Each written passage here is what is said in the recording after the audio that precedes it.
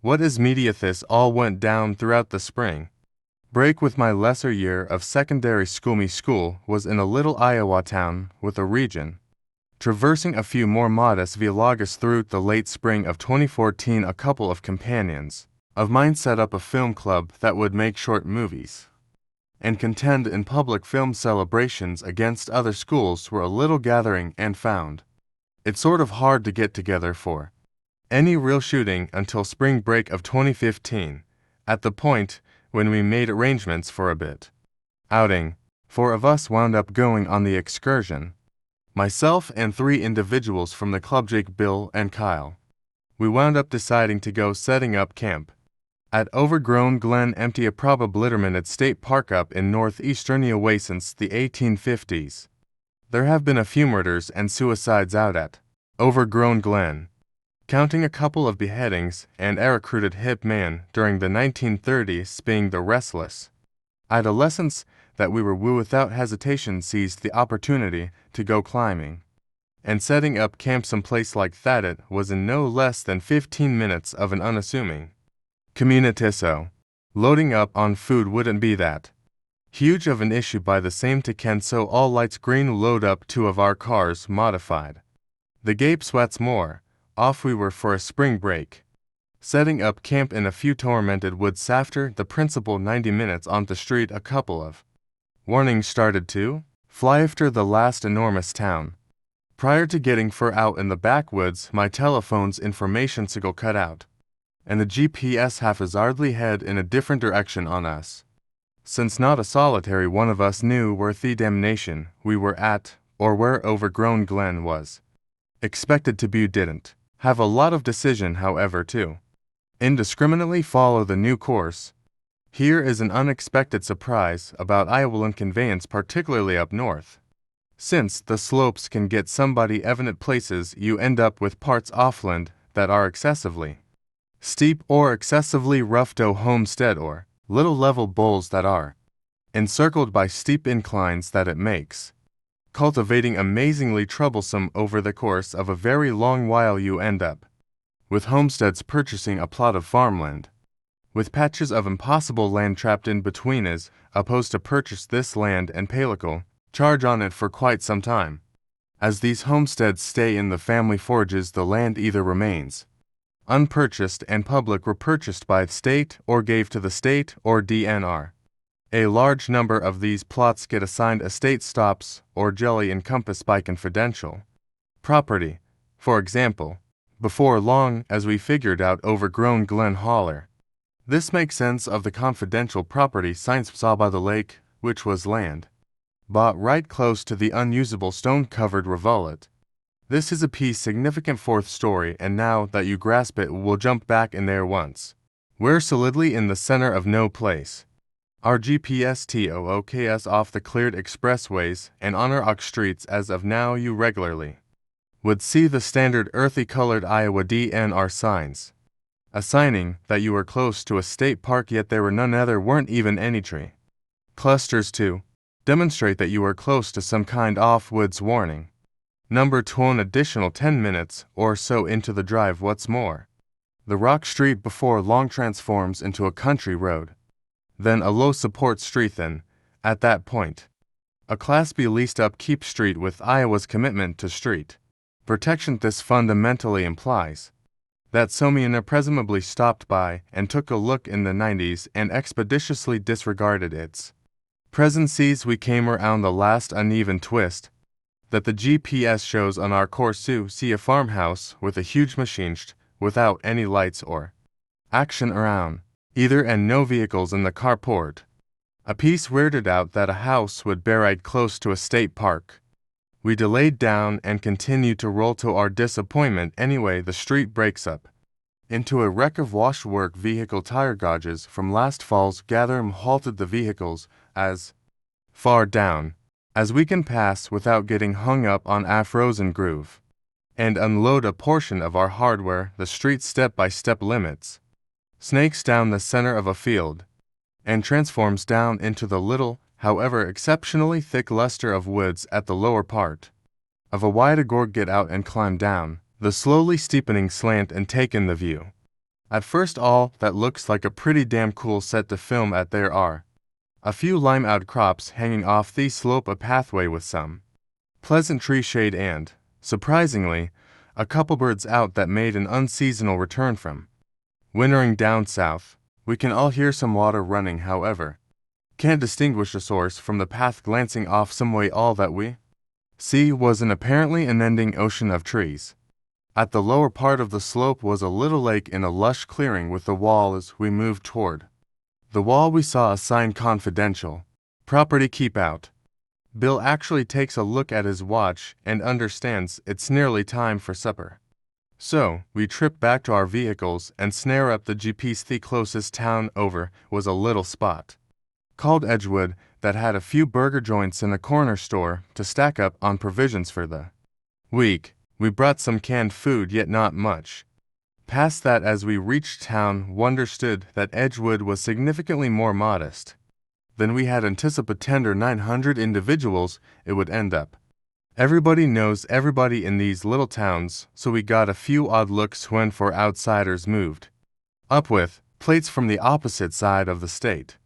Should ask the clerk and a couple individuals at the service station about overgrown Glen empty and why the main course in was through some fellas field on a broken out country road. Shockingly, no one had even known about a spot called Overgrown Glen, nor could they sort out why in the world for high schoolers out of nowhere moved into town searching for the spot. Warning number 3.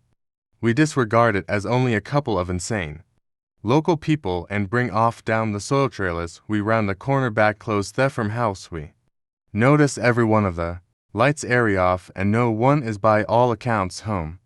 I recommend that we leave some kind of note on the house entryway that we're going to stop out and about close to their place as a sanity check. It's beginning to get late in the day, and being this way outside of city limits, it wouldn't be inconceivable to come face to face with a shotgun when the property holder tracks down our vehicles. Since the street is incomprehensible from that point onward, stopping there wouldn't sensibly close anybody off the street. Also would in any case actually be on open land. And climb down the lush path and begin exploring for a spot to set up camp for the late evening. Trying to be on public side of the fence lake region, we find that the ocean of trees that we saw before was quite a little more slender when seen from beneath. Soilway prompted a tolerably, as a matter of fact, measured clearing with a river and little cascade slicing through the limestone stores. Not even one of us can imagine how we had missed something like this a couple of hours sooner. At the point when Bill arrives at an understanding, vanishes around the bend back into the trees and arises at the highest point off path a couple of moments later. However, we could clearly see him that trees arranged perfectly with the goal that heck couldn't see anything past the stones beneath the way edge. Proceeding with additional up the river, we seen that there are advantageous lit rocks about the ideal distance separated to step without upsetting the water or encompassing rocks. One could walk quietly up and down the stream while few water veiled the means. Not respecting it, we take some photos of the enormous greenery-covered stones firm, have a few pretty pleasant picturesque chances to track down a spot to make camp, and everything is going perfectly until we approach the cascade. Not long before the cascades, such a clearing with practically no huge stones, oryx, and an odd game plan of logs. Once at even upheld at each end by heaps of rocks in front, sat an unrefined stone circle with a heap of consumed logs inside a fire pit with a seat. However, somewhat of a shock at first, we disregarded it as some end of the week project that individuals up at the house put together. After all, with such a cool spot, simply a short stroll from home, no difference either way. They have a comparative fire pit arrangement at the meso, not completely concerned. Hello, what in blazes is this? Hollers it from a rock a couple of yards ahead. On its utter burst orange beanie, a single planting glove and a void can-off brew gracious, and a stick of antiperspirant that had seen some serious wear. Taking a gander at the logger, can wonderstood that it probably been open reasonably, as of Latafroth is still new in the lower part of the Ken and it had a couple of me smell. Stupefied by what in blazes we just found, Jake begins checking out the opposite side of the rocks. Upstream off Thing Sacred, there's a cavern, he yells back to us. Later, he let us know the cavern was Hugina to fit an individual serenely inside, and that all the more shockingly, he saw some red texture inside too. Before he can get a decent glance around, Kyle gets back to the three of us over with the need to get a move on. He talks unobtrusively to us and shows that we shouldn't hop back. Lancer, he murmurs, pointing critically down at his feet. Sure enough, in the cutting edge leaves, there rests a blue container of smooth cleanser right close to the stream. Right now all of us are sufficiently gony ballistic, I'm prepared to call our little soiree stops. Bill stays almost certain that this is simply garbage abandoned by individuals at house. After the entire end of the week and an excessive number of Bosch lights, yet things don't simply amount to meth. Fact that I've been makes their one detail as of now. Forgetting a booth day preceding this piece of Iowa got some weighty downpour, which added to the mood circumstance on the back road and on path. With the mix of wind and downpour, the things on the rocks would have shown a few indications of being wet, while possibly not then. At that point, uprooted. Additionally, the air was cold for all intents and purposes. Consistently close to this time, not getting over the mid-40s for the entire week then. At that point, everything begins to click, for Mehaver drank the lager and left that Glenser-capped glove. Antiperspirantly done this at some point this morning. The fire pit likewise had new scorch marks in the rocks, and the wood had not been wet for some time, meaning it should have been lit last evening at the earliest. The little cavern would have given the asylum from the downpour to remain dry without the frigid temperatures. Or as the day progressed, whoever was utilizing cleanser over here must have had minimal other decision to do as such. Assuming it was the mortgage holders, they would have must be genuinely masochistic to wash in the shallow freezing rough brick instead of at home. In the event that it wasn't, then we probably were in good company at the present time. Whoever left these things out left an airish, and assuming they were here for hours back, they would have had the option to see us on the path bluff some time before we even realized they were down here collecting the courses of action of rocks on the stream. They might have even been leaving their camp similarly as we were descending the soil trail. As I handled this, I began to look around at my environmental factors and understood that the little region was lined by thick trees on the path, city a few arrangements of immense stones on the lakeside and limestone precipice were veils. Because of the tree, rock, and slope cover, you could get a fire going in the pitter on evening time. Also, nobody around you would try and be aware. The deception of having the option to see up the soil trail from the camp, yet not downplayed. Backward from the bluff Sassaming, you were donning brown or green. You could without much of a stretch see down from the stones on top of the camp beneath, while mixing in with the trees above. Coming to these, acknowledge I saw something different, something more of birds and little creatures that were recently heard in our tranquil beside. The delicate chatter of the river left whole spot us totally quiet. As I begin to clarify this for the rest of the gathering, I see the wheels blowing some people's minds too. Jake begins to go to the little cave while stirring up on the limestone. Each grabs our eyes. Something huge was moving around up there, something that evidently didn't need Jake to see what was in the cavern. We as a whole gazed toward whatever or whoever made the clamor as it began rearranging down the edge towards the shoddy camp in view of the great bluff. The main way down to us would be going as far as possible back down to the lake, and afterward twofold back up the stream. Understanding this and nearly pooping gorsels at how open we were, we book it back down the stream, up the soil way across the field, and back to our vehicles on drive back to Edgewood. We as a whole attempt also process what in the world simply occurred. I investigate a satellite guide, and that just truly open way to the precipice. where we heard the commotion would be to. Stroll up there from the Lackite was too rugged to even consider drawing nearer from the contiguous field toward the east. Whatever made that clamor would have been huge, and a deer getting up there wouldn't really be out of the question, yet I don't think so. It would have needed to have been some fantastic timing to have begun moving around similarly as Jake started taking a gander at the cave. Furthermore, anything red texture was incidentally tracked down a report of a got away convict from a neighborhood jail half a month prior. Furthermore, was persuaded that it was his camp that we found. However, we were all suspicious of best off this thought fulfill his interests we'd consented to report the odd thing we found to the police secretly, since we as a whole needed to return home as of now.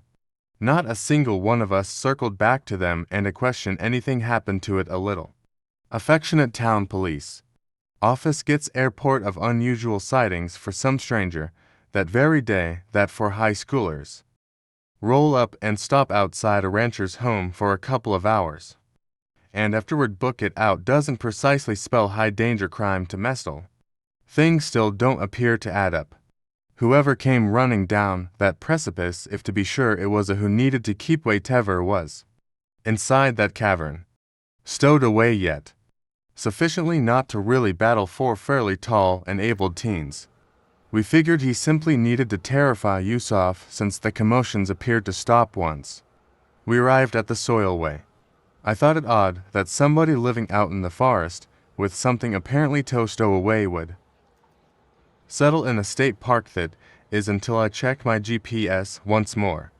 That little reroute that it took us on was an old access to the recreation area that had been removed by the acquisition of the lake region at some point between the guide records utilized for Google's route binder first and that day. The ongoing access to the recreation area is around 2 miles north of where the GPS sent us, thinking it was a quicker course. The spot we were at was as yet openland, without a doubt. However, not exactly what we imagined it, so buddy in overgrown glen ambience more. We should not medium a 32-year elderly person. However, as I express this without trying to hide, it actually torment me to the point that only ponder injit or for this situation sharing the memory is sufficient to send chills down my body. What's more, caused me to feel like a panicked kitty have just imparted this experience to a small bunch of individuals over the beyond 10 years. Due to how frightening of an experience it was, that as it may, I feel like it very well may be helpful to move it out into the open and offer it with their smay bothers have had comparative encounters. Recount this story and to give it equity need to tell you of an encounter that happened 3 years before the frightening experience luck, and this will be Longy am Joshua. What's more, I live in Arkansas, so in late 2003 close to the center of fall just before it began getting truly cold, me significant other and I were welcome to camp with a companion of mine and his better half Otsugar Loaf in Oklahoma. I say camp, however, the real arrangement was to meet Otsugar Loaf and my companion Bounce needed to take me and my significant other around to a few paranormal spots in the Sugarloaf region. So, we arrived around 7 p.m. I was driving a white Passage 1996 F150. Weave was driving a 1980-something white Superstar, which was a truly piece-off refuse vehicle. Anywho, it was late sunset, becoming dull also. We as a whole moved into Sway's vehicle and had took us around the air first to an old deserted house other than certain raccoons simply string around it was a misuse of to arson. At that point, he took us to a burial ground that was apparently spooky. Again, it was a failure than an old church that was shabby. Don't yawn anything right now. It was drawing near to 12 p.m. and my significant other and I were pretty exhausted, and I talked up to Sway, saying, "Man, this truly hasn't been that freaky of an evening." That is when Sway grinned, saying that he was holding back something special for later. He gave me a couple of Polaroid pictures of a slope canvas and trees, and Lighty asked him what it was, and he asked me In the event that I saw a house or any kind of light, shaft or anything in the imageado, which I answered no, he snapped the photo back and said that is. Since there isn't and there's no power. Lines all things considered about this time, he turned down an old country road and passed a little house-ithin. At that point, after that it was 2 miles of soil. Street with woods on one or the other side of aspect metal perimeter on the other with round to sections of land of field interfacing with a lush slope nothing to light the night aside from the full moon above also. The unmistakable brilliant sky after seemingly always halted the vehicle and advised us to all get out wooded as he said strolled us to the side of the vehicle where the wall field and lush slope was. He took a gander at his cell, which his telephone and my telephone had no sign this was 03 and this region had no cell tower. However, he saw his telephone and it read 1157. He let us know all to watch the center off slope indeed. Even in the total dimness, I could see that it was a similar field watts more. Slope from the imagine 2 minutes go by and nothing had changethin at that point. It's precisely 12 p.m. A little gleaming light goes off in the center off the slope. That chill runs down my back as my significant other bounce and his sweetheart and myself observe. This little light which to me seemed to be an old lamp oil light start to move influencing to and fro watched and complete. Quiet for what seemed like a few minutes when I at last made some noise and asked what thievery was with this. We've answered, he didn't have the foggiest idea whether. Local people have let him know that at 12 p.m. each night this light would light up and influence this way and that through forest until the sun comes up and then, at that point, it vanishes. No one understood what the story was at the time. I was a 19-year-old person who didn't figure anything would startle or damage me. So, since there were no homes around, I hollered out, "We see you now, not all that terrifying with your little light sway quiet." Yet, it was past the point of no return. My better half shouted and pointed was snickering, yet my chuckling halted as I admired the slope to see the lamp influencing this way and that. The weaver dropping down the slope towards the field at a barbaric speed coasting, it started to speed across the field towards the vehicle. Didn't stay close by to see what it was on the grounds that in something like a subsequent we were in the vehicle flying down the country road back to the lake. We thought back what's more, saw the lamp gradually moving back up the slope to where it first showed up.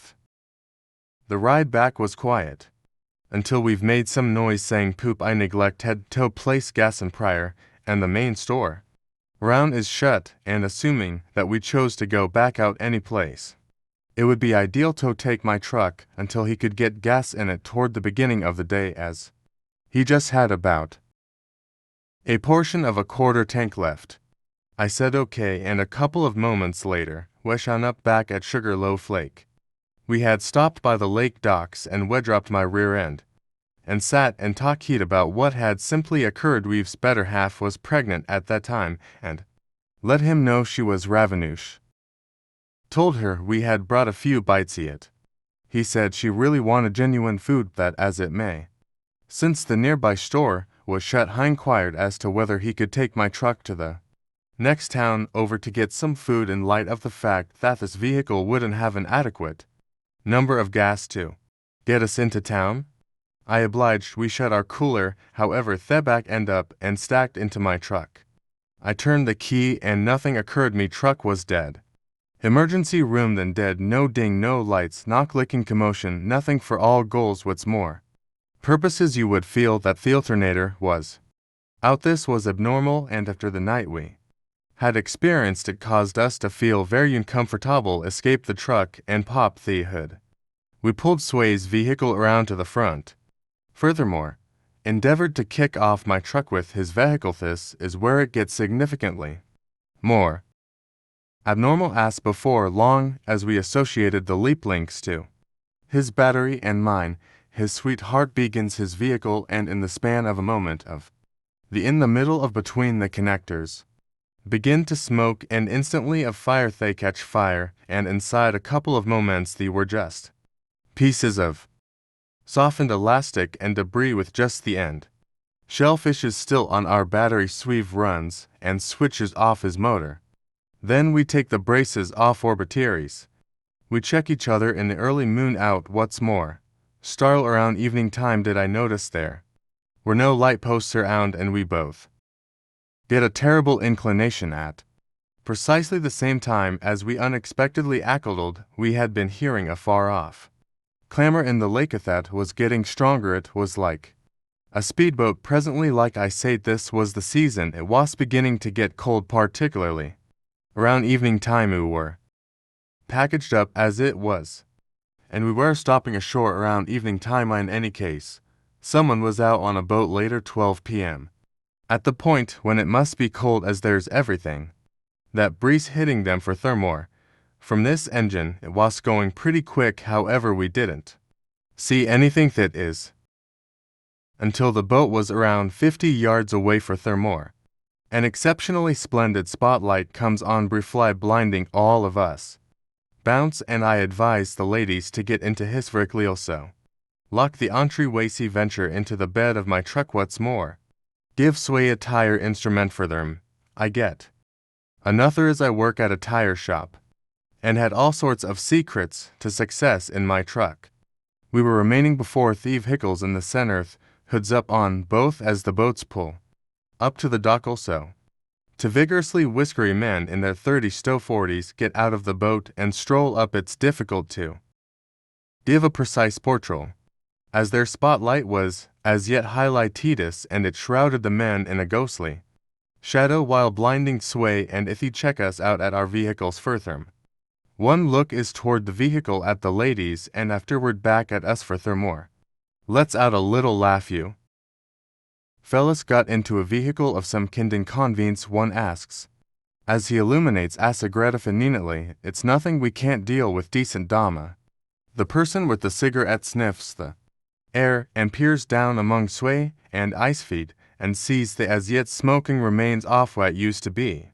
The leaplink seems as though it was more than your horrible leaplinks could deal with. All of you want some assistance. We got a few devices on the boat. That I think could assist with fixing you all's concentrate up. Then the other man, who had laughed and starting, fix them straight up. I'm astounded right now, and Mimith is most likely hanging and expand. I can't recollect as the two men strolled back to their boat, and we heard what seems as though chains shaking around as we attempt to make up the thing they're doing. That as it may, the spotlight was so blinding we could scarcely see. The chain commotion was sufficient for them. Bounce took a gander at me without saying a word, and we both bounced into his vehicle and drove the damnation out of there. For the following couple of hours we headed to a populated region of the houses, which wasn't for the most part in the rustic region we were essentially trapped in. Since we had very little fuel in any case, we as a whole sat in the vehicle generally calm, glancing around every which way, and close to overreact, feeling that at any given second those men would track down us. Had been an extremely frightening trial.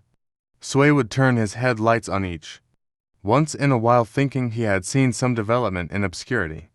Inevitably the ladies nodded off, and I talked about how bizarre this everything was, and he snickered, saying, I told you it would be an unnerving evening. I simply couldn't say whether it would be this kind of alarming. Right now the paranormal light wasn't even the primary thing cracking me out. However, the men never showed, and at last the morning was coming furthermore. It was around 20 minutes until dawn, and Sway inquired as to whether I needed to check whether the light truly vanishes at dawn.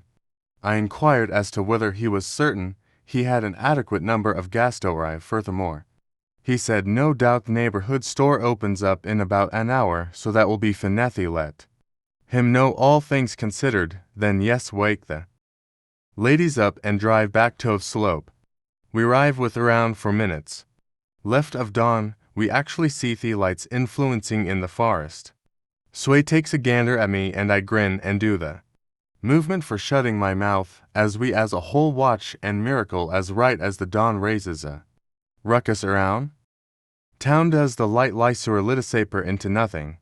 After this we get back in the vehicle and drive back to the lake feeling more secure at this point. At the point when we arrive, there is no indication off boat and the hood of my truck is still up and the entryways are as yet locked.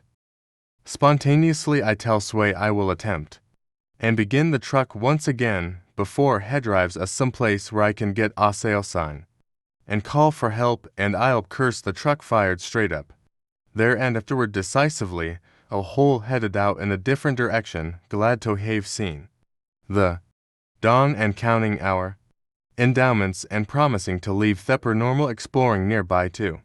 Others and swearing that we won't ever caribou to return to this area and run into the boat individuals once more. Anyway, everything blur with time, even dread and presence of mind. After 3 years Sway, who I haven't seen in right around 2 years by then, calls me up and says he has a recommendation form. He proceeds to let me know he has a gathering of himself and 3 different Wiccans who go out and do seances in tormented places, and inquired as to whether I'd film any off their meetings in a spooky spot for their records, and that they would even pay for my administrations. I'm no Wiccan except for I've generally adored the paranormal even after what I went through a sugar life. I actually had a tinglito scratch when it came to getting terrified and managing the paranormal. Furthermore, the obscure, and I let him know yes, I couldn't want anything more than to go with them. However, I had no interest in participating, yet was good with watching and simply becoming out there and investigating the paranormal also. Obviously my next question was when furthermore, where we would have been doing this. At the point when he addressed, I got a horrendous stomach feeling, and I wish such a lot of that I had paid attention to my instinct and let him know that I had altered my perspective. Recalled that lamplight out close to Sugarloaf, as though there were some way I could neglect better believe it. Why recounted to my gathering this story, and they need to do the custom there and check whether we would be able to contact the soul and figure out what it is and why it's there. Bounce answered, I don't know, man. Gracious, come on Josh, trust me, you'll be protected. I will pay you $250 in real money just to stay there and film it. Right now I was going to turn into a father, and cash was tight due to Diaper's recipe, and everything included in being a parent costs a little fortune also. It was my first kid and my new spouse's most memorable youngster, so she had been going off the deep end, burning through cash on in addition to the necessities, yet in addition purchasing just top of the line child items like toys, bunks, playpen, child screens, buggies, vehicle seat mix packs, and play slice changing tables, diaper, junior originator child garments. So on the grounds that my better half was placing us in the unfortunate house, I had to weigh out my apprehension about the area, as less he expected to significant on the grounds that it bring in the additional cash. So contrary to what I might think is best, I acknowledged proposition, and the 7 days I was in the same seat beat down superstar. Sway was driving 3 years sooner, this time with Bounce and 2 different folks also. One young lady that were Finnish aliens to me. They each were dressed exceptionally gothic and had these pentagram accessories. It was 11:50 when we arrived, and the 4 of them sat in a tight circle, and I was behind them to one side, around 5 feet from the spiked wall that was in front of the field that prompted the slope, and my back was to the slope also. Brambles at the wall line, and I was hooting my companions circle as they all begin reciting. Something is, I have been sharing this whole post. I have been getting ties in my stomach, realizing that I was arriving at this part of the story. This piece of this story actually torment my dreams, lopsided waking hours right up till now. I will give a valiant effort to portray how the accompanying unfurlity realize that simple words can't do. Equitito the unadulterated dread that resulted, or how horrendously terrible the occasions encompassing wears while paying attention to this Turn your creative mind as far as possible up, and accept me when I say this is a turning point in my life. Furthermore, I was keen on the paranormal. It was a great side interest to monitor phantom hunting, or get myself frightened, or no big deal either way yet. After this night I won't ever look at the paranormal as tomfoolery or fascinating any longer. Or then again, whatever in any case, after this night I won't ever check out the paranormal as tomfoolery or intriguing any longer. I simply extend regard and remain as distant from it as could be expected, as there is such a lot of fear simply attempting to share this. As his gathering or reciting bounce illuminates this gigantic light in the center of them. Furthermore, opens up a book of some kind or another, just like a startling rarity spellbook, or any such thing, begins recounting words from it, and then, at that point, he sees his telephone and tells the gathering to be peaceful, and to check him out. He turned the camera, and at 12 p.m. on spot the light seems one part of sways. Gathering obscured sound coolly faint exacerbation, since how these individuals were dressed, also the manner in which they conveyed themselves, the word didn't appear to squeeze into their jargon. Then Bounce shares with his gathering to hold hands as they endeavored to speak with the Suli turn my back to the light and start once more. Film the gathering as they start addressing and sway peruses from the book. The then, at that point, begin posing inquiries in trust the soul will answer. About this time a breeze gets and Bounce's candles go out, advises everybody to hang on, and tells me to cut the camera briefly, and I oblige and quit recording. As I watch Weave, as he attempts with his lighter, then 12 lighters from his gathering, however, not a solitary one of them were working. I'm plunking down watching the gathering when he begin hearing stirring behind me, hop up, leaving the camera on the ground and twirl around. Weave and his gathering are engrossed with their flame, and lighter is waits more. As I twirl around, I'm dazed by the most splendid light I've at any point seen. What I accept was the lamp close up. What's more, individual, yet as fast as it had seemed the light was no more. What's more, the lamp was no place to be seen. Assuming it had been the lamp that dazzled me, it had moved from the slope across the field and right behind me without me acknowledging it. In the range of 30 seconds he searched for the light on the slope, and nothing. It was 12:15 p.m. and the lights have consistently remained on the slope. Right now the breeze stops blowing. Furthermore, I hear Weave's lighter at long last flick.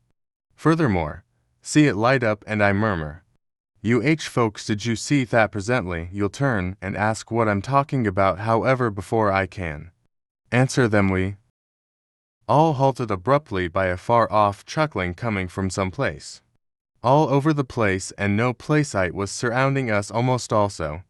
This is a standard chuckling. This giggling seems like the laughter of hundreds, even a huge number of kids torment me right now. As I'm relating this, he checked out the room. I mean, at the point when I think or discuss this experience, I can distinctively recall that alarming sound and hear it in my mind too. It just seemed obvious me that when you put the letter S toward the start of the letter, it spells butcher. For what reason? Did I say the most effective way I can depict this chuckling is for you to envision an enormous gathering of kids singing column line column your boat. You know how one youngster will begin, and seconds after the fact another will join, and afterward countless kids giggling as though one would begin chuckling also. Seconds after the fact another would, and these iron happened in a perpetual circle.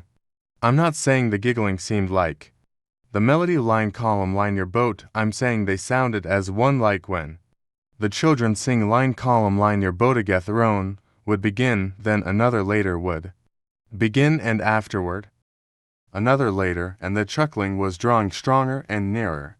There was vile chuckling, silly snickering, laughing, and a wide range of chuckling coming from surrounding us. This couldn't be genuine. Something like this don't occur. What in the world was a cringy shout at Sway and his gathering, where the camp guides were remaining?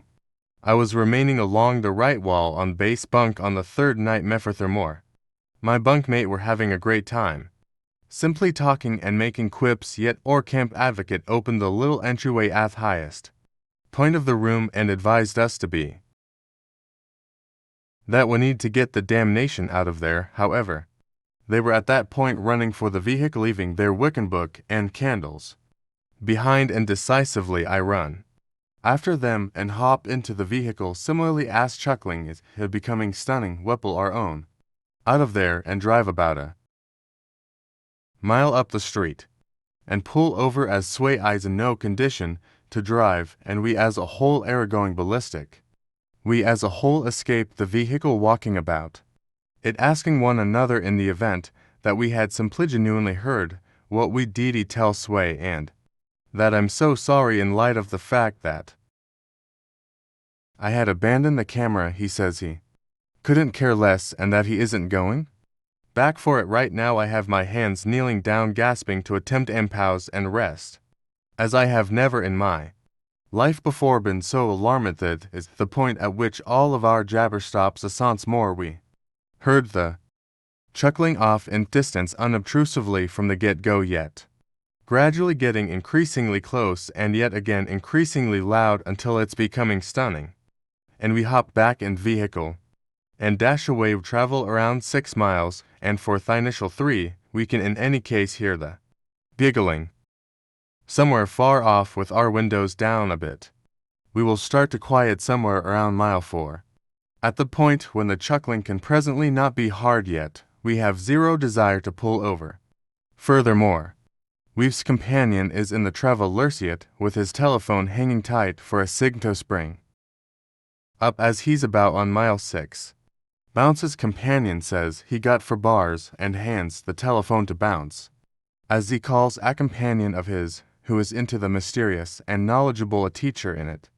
Also, as we are driving, he portrays what happened to the woman. Bounce let me know his companion let him know that she trusted in the offspring of the hectare, or something to that effect. I can't really understand about what the hectare is, nevertheless something like to a greater degree a conjecture to me any rate, as Bounce is on the telephone speeding out of the area. Me and the other 2 individuals in the secondary lounge all get a chill simultaneously, and they told me latter that it was very much like me on the hair of the rear of my neck remaining on end, and a boisterous snapping commotion coming from the front finish of the vehicle, and Bobby Spig name halts abruptly and will never again push ahead.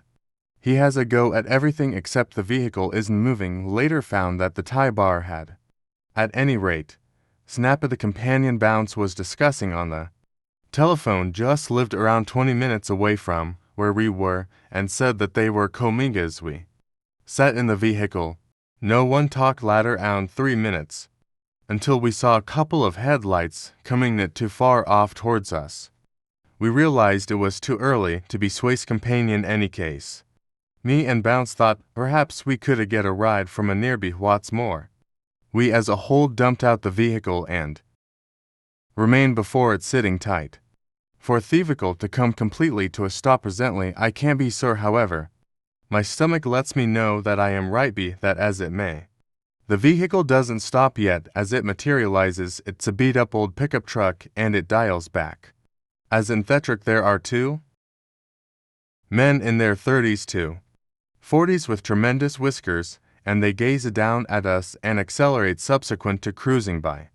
I take a gander at Bounce before we can talk, and Hewis at that point thinking the folks from the boat before I can express anything back, and see headlights coming from the course the truck recently went. We've got back to his companion and told her to drive like damnation, and arrive now, and hung up. 45 minutes go by and we see headlights coming east. We prepare a great deal of stuff thinking it was Bounce's companion, then his telephone rings. It was the woman who was coming to get us, telling Sway she took our own turn and would be basically another 10 to 15 minutes before she shows up. Bounce hangs up the telephone and watches in fear, as do I, in light of the fact that a similar truck gradually passes once more, at this time with only one of the boatmen in the truck this time. However, the driver starts to creep by and says, "Seems as though you fellas could utilize some assistance," and afterward accelerates and drives off.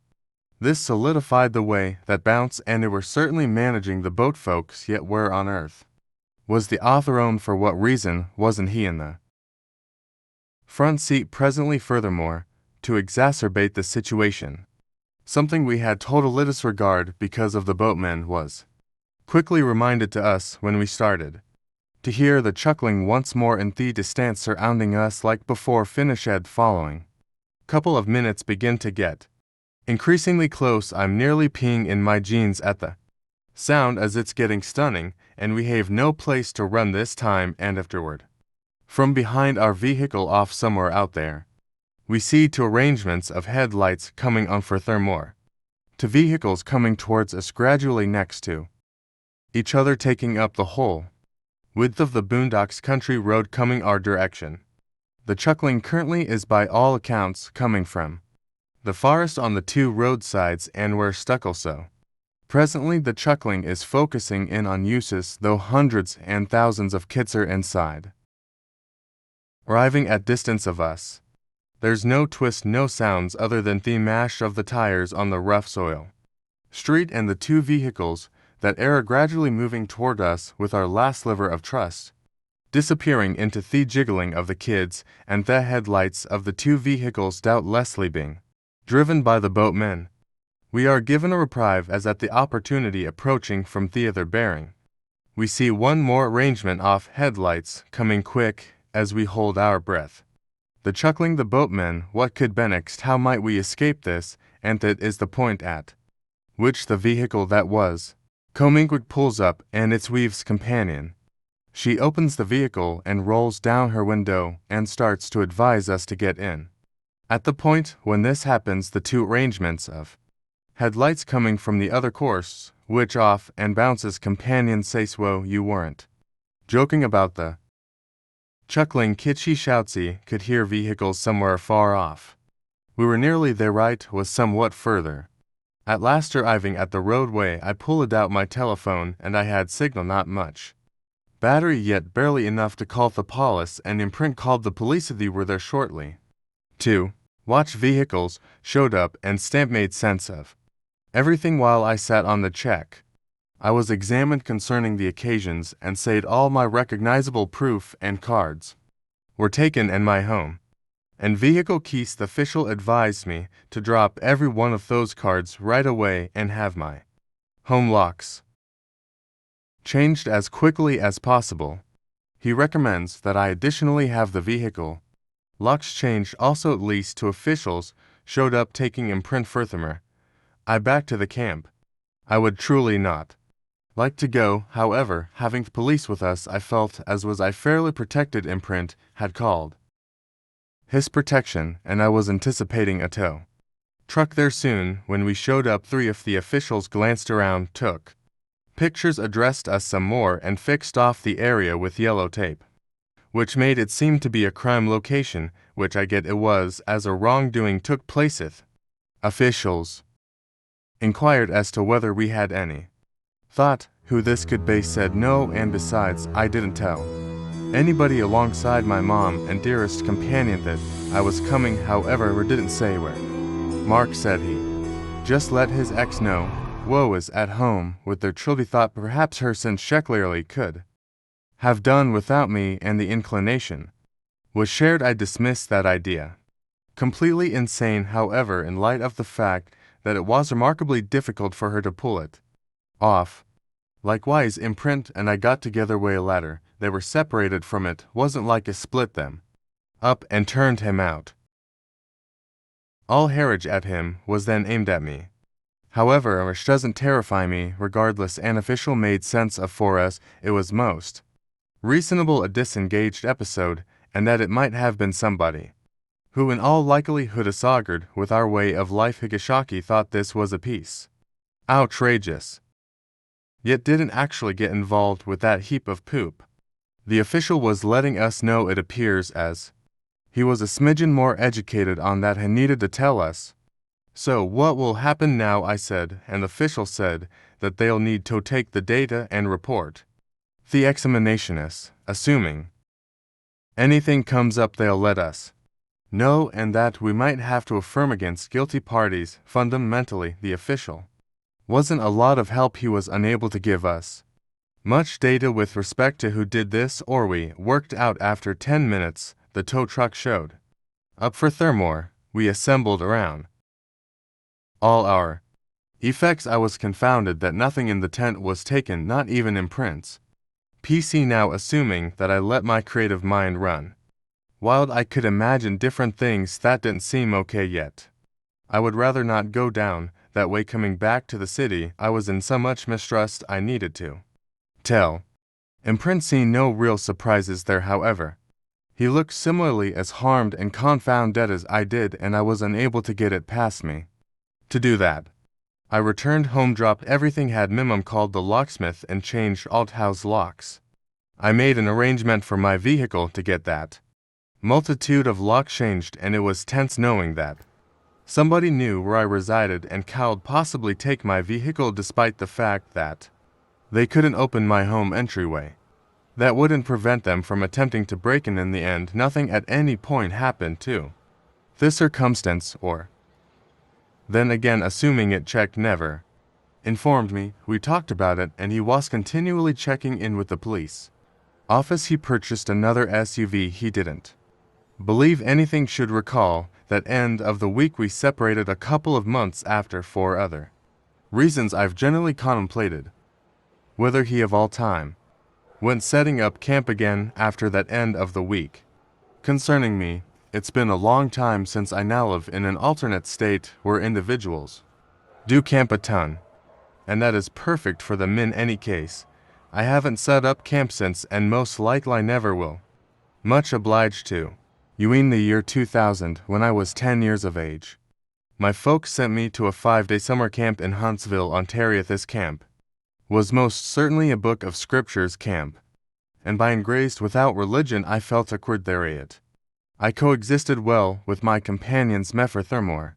7 different young ladies were remaining in the room on the extreme right. What's more, there were 3 different rooms on that principal floor, and higher up is where the camp chamber is bunked. The primary floor had an extremely high roof. What's more, close to the top was a little square entryway which joined to calm, so we as a whole hit the hay. All of a sudden I hear Brianna hollering feline, wake up, awaken. No, what's more, being the light sleeper, I was promptly awakened. I didn't have any idea how long I had dozed for, then heard holy messengers say, feline, glance over to the bunk before you. I was confronting the wall, so I pivot, and I met with a dark figure with long wavy hair sitting on stepping stool, paving the way to the top bunk on the bed before mine. The twilight enlightened the whole room, and this figure was totally obscuring her long wavy.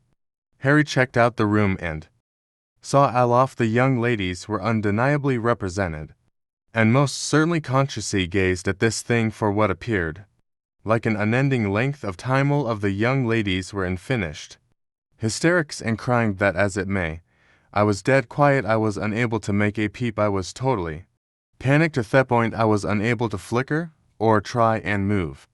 I intend, what might I at some point have done if this thing was staying there right prior to my eyes. Then this figure stands up and leaps off stepping stool and just remained at the edge off the bed briefly. One of the young ladies shout, feline, escapeth here now. To which the figure moved around in an practically automated way and began strolling towards me.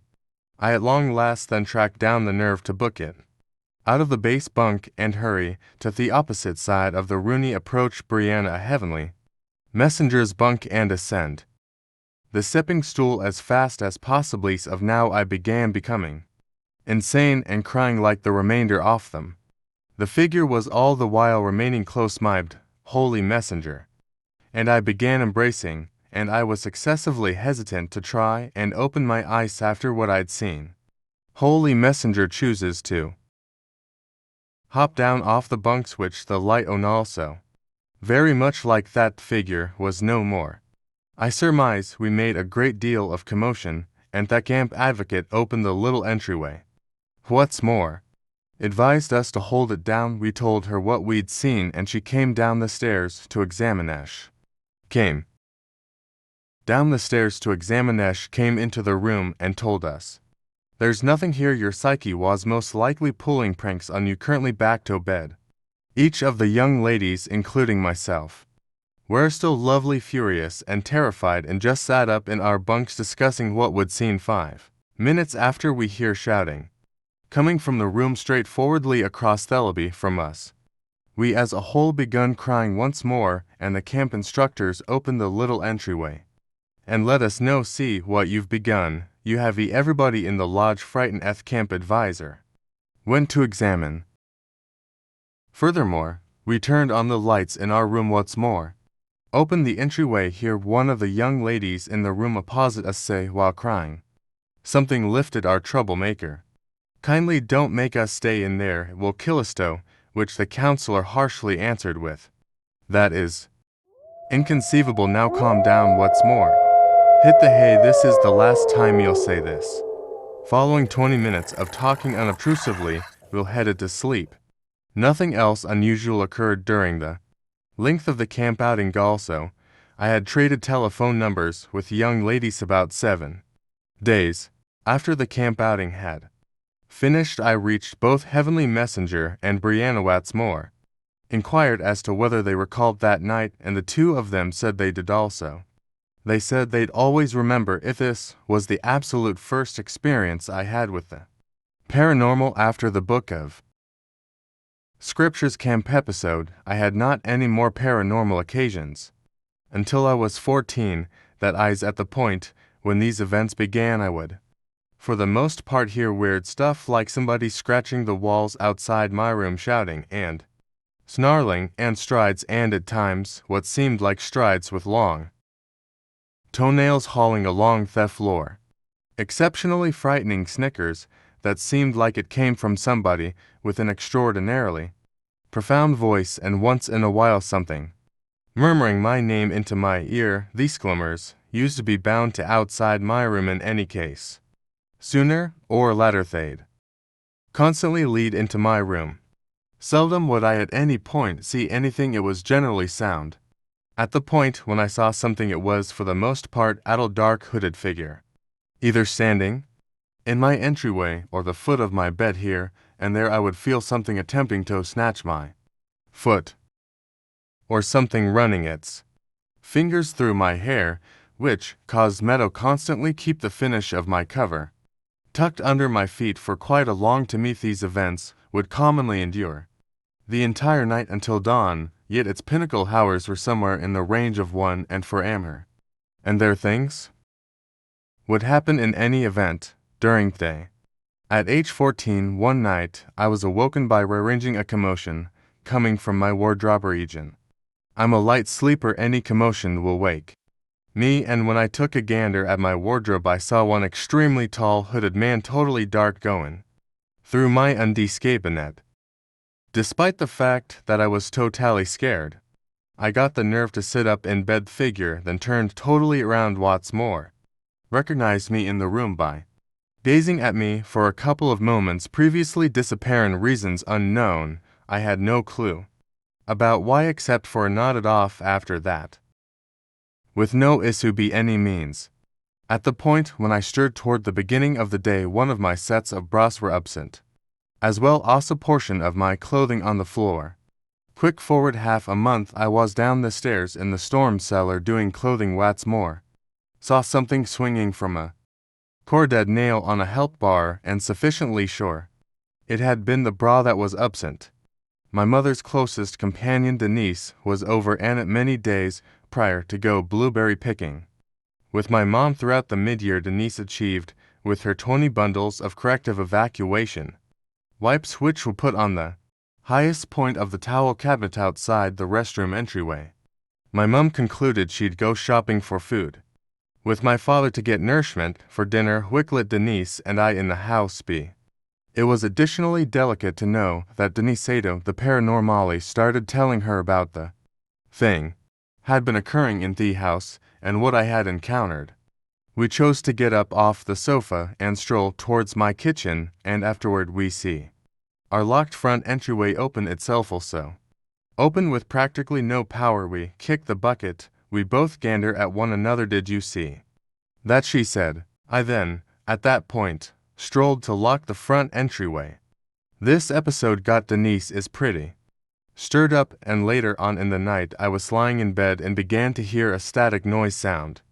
The creased commotion went on for a couple of minutes, and it occurred to me that it was somebody playing with the bundles of cosmetics expulsion wipes on the highest point of the cabinet. Out of nowhere the entire tumbled down onto the floor. My mother opens her room entryway and goes to get them since she heard them fall as well. It got shockingly peaceful for around 20 minutes, and afterward the distinct sounds start once more. Every one of the wipes tumbled down, and not 5 seconds after the fact my bed was driven into the wall truly hard with me on it, causing to make a ruckus. My mom came running out of her room asking me what was off base, was crying, and told her what occurred. What's asking me what was off base. I was crying and told her what occurred. What's more, she let me know it was garbage. I got up, turned on the light, and pushed my bed away from the wall. When I saw the wall was indented on the right side where the effect hit, he never pushed my bed straight facing the wall. I generally have my bed in any event an inch away from the wall, on the grounds that my electrical plug is on the left half of my bed, no doubt about it. These are valid. This all begun when I left school in the wake of earning my college education in newscasting. Found my possibilities of business verithin for sure. I've forever been a seriously simple young lady and have never truly loved being excessively far from my folks, being a lone kid. Anyway, I knew that to find business I would need to overcome the world and leave for one of the Hoogerban areas close to my little neighborhood town, most likely moving there full time.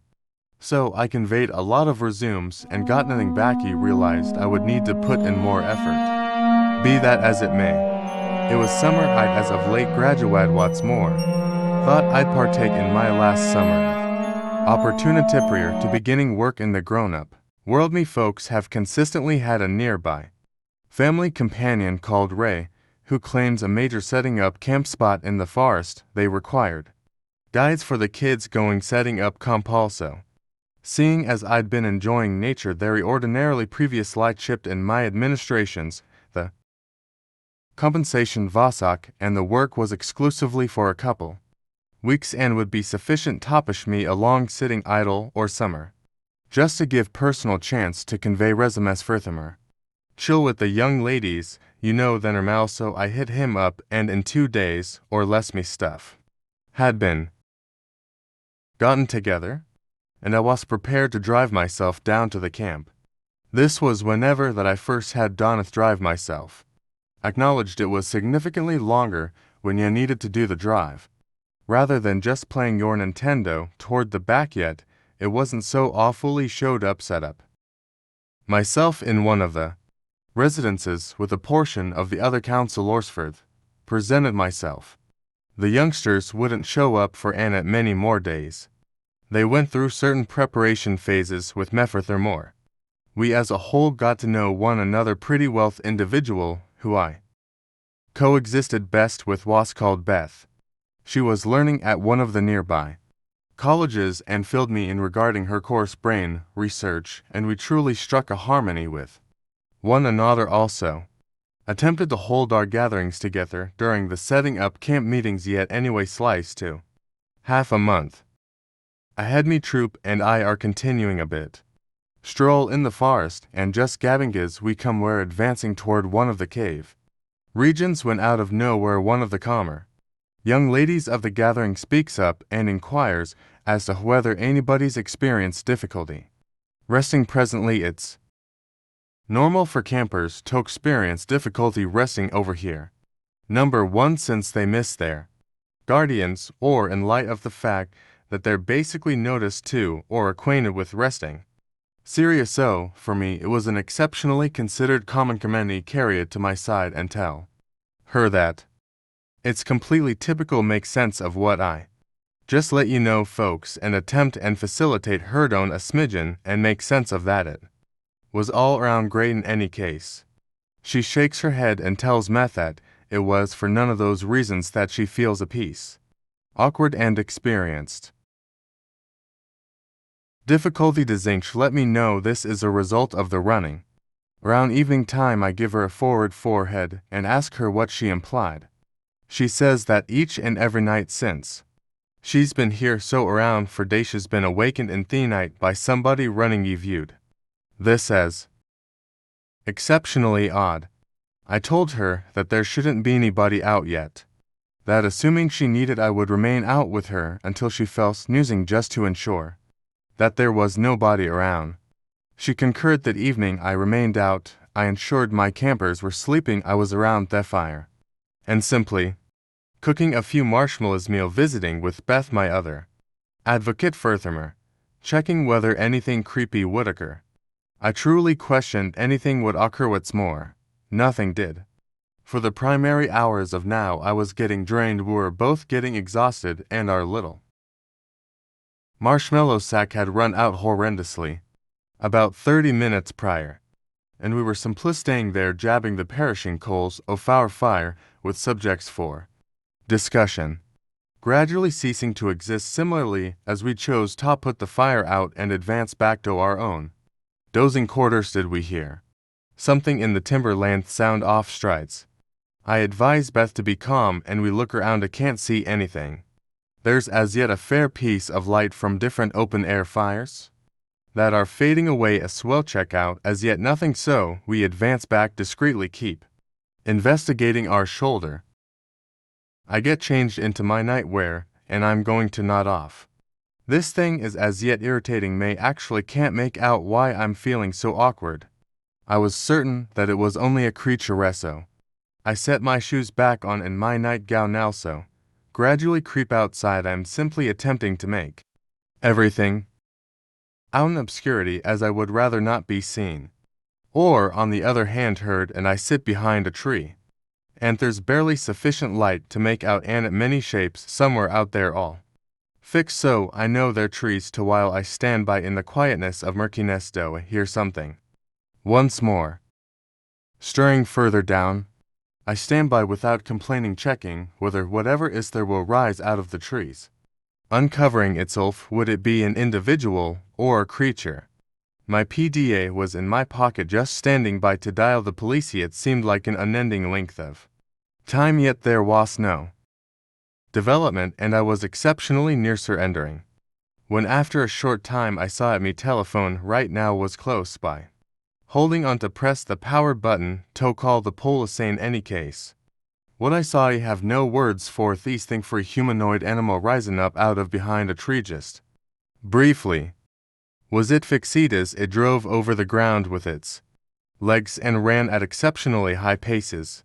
It ran so rapidly through the forest I had the opportunity to look at it for over a second. It was tall. Unquestionably tall, excessively tall, to be ordinary it uttered next to no sound as it ran as it passed my campers and ran profound in Tothwood land. I had a go at following it with my eyes however it was excessively quick for Thermore. Following a couple of moments had passed. Indeed recovered did I stroll up to the tents of my campers the young lady from Prior, who was terrified was currently out of her tent and inquired as to whether I'd heard it. I told her that I had yet didn't tell her what I had seen. I just said it was a deer and to return to rest for Thermore. She gave me a bizarre look. Slithered once again into her tentoir I accept not off he didn't rest that evening what's more.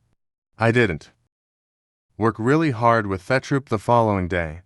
I truly didn't have any desire to remain significantly longer after that. I would have rather not seen or heard the animal once more. So I put forth no attempt to remain out longer than I expected to and attempted to drop before the time I thought it would be out. Luckily for me I never saw or heard it once more. I could never have been more joyful to get away those woods and return to human progress. After those couple of weeks, I haven't been exploring the great outdoors since I never mean to do so once more. I never sorted out what it was yet. I think maybe it's better like that. I headed toward my beau Ashton's grandparents' house. They live right beyond town in the country. His folks have somewhat camper out there and we go there to rest or just hang out for a day. He was making the fire while I was playing a computer game with his little siblings. After the fire was begun, I began to make s'mores for his sibling, and I inquired as to whether I needed to go to the woods with him and make a teepee. I wasn't excessively excited of the thought at first, since I simply needed to remain at camper and make s'mores. His sister Serenity inquired as to whether she could come as well, so I went with them. We began strolling down this long way until we made a right transform heading into a forest. It was a warm summer's day, so I was wearing shorts and a tank top and mid-arc banner tranquility, and I followed him down a slow pedo the following street. We were strolling on Undal through the forest. He knew precisely where he was going. He said it would be an extraordinary spot to make a teepee since it was stowed away from the street and nobody would see us, nor Thede peached and started to begin building it, while Quietness and I were assembling large sticks once more, placing them in a heap. At the point when the teepee was made, it was about 6 o'clock or so. We stayed there inside it and started watching a film from his telephone. When the film was ready to be done was beginning to get dull, so we chose to head back to the camper. That is when Tranquility stumbled over a major root and tumbled down, contorting her lower leg and slamming her knee in the ground. Ashton attempted to get her to her feet, however she was unable to do it. She was in such a lot of torment. TP wasn't excessively far away, so we just headed back there to give Quietness aspect to rest her foot for a bit while Ashton just set one more fire while Serenity and I watched one more film on his telephone. It was around 8 o'clock. At the point when the film was finished and the fire has begun to lessen, Tranquility wound up nodding off. Ashton attempted to wake her. However, she didn't move. He didn't have any desire to walk since it was as well deemed to see, and he would have rather not stumbled over something dropping weakness on the ground or harming himself. We selected Taurus there for the evening and strolled back promptly toward the beginning of the day. We thought the speedier we nodded off, the faster morning would come, so we clustered up and nodded off. We were all sleeping when abruptly we heard a boisterous shouting sound. It seemed like a piercing shriek. Was a whole awakened, leaping out of our skin. I checked my telephone, which was on 4%, and it was 3 a.m. Ashton sat straight up and quietly looked out. I was adjacent to him. We were gazing at the little entryway that made of the teepee. It was excessively dull to try and see anything until we heard development from outside of it. At that point, it went quiet once more, and afterward the development returned. We heard another noisy shriek and the branches outside breaking. Ashton went after his wood blade and held it near him, checking the fold out. That was fluttering. Marginal was no wind by any means, and the fold continued to move from one side to another. He was embracing peacefulness as of now. Unnerved to see what was going to occur straight away, then we heard another noisy shriek right outside the teepee. Anything that was, or whoever that was, shrieked 5 or 6 additional times until it at last halted. Sooner or later, that felt like an unending length of time. It was almost 6 a.m. The sun was nearly out. Serenity couldn't endure anything else and truly needed to leave, since she was frozen about the last evening.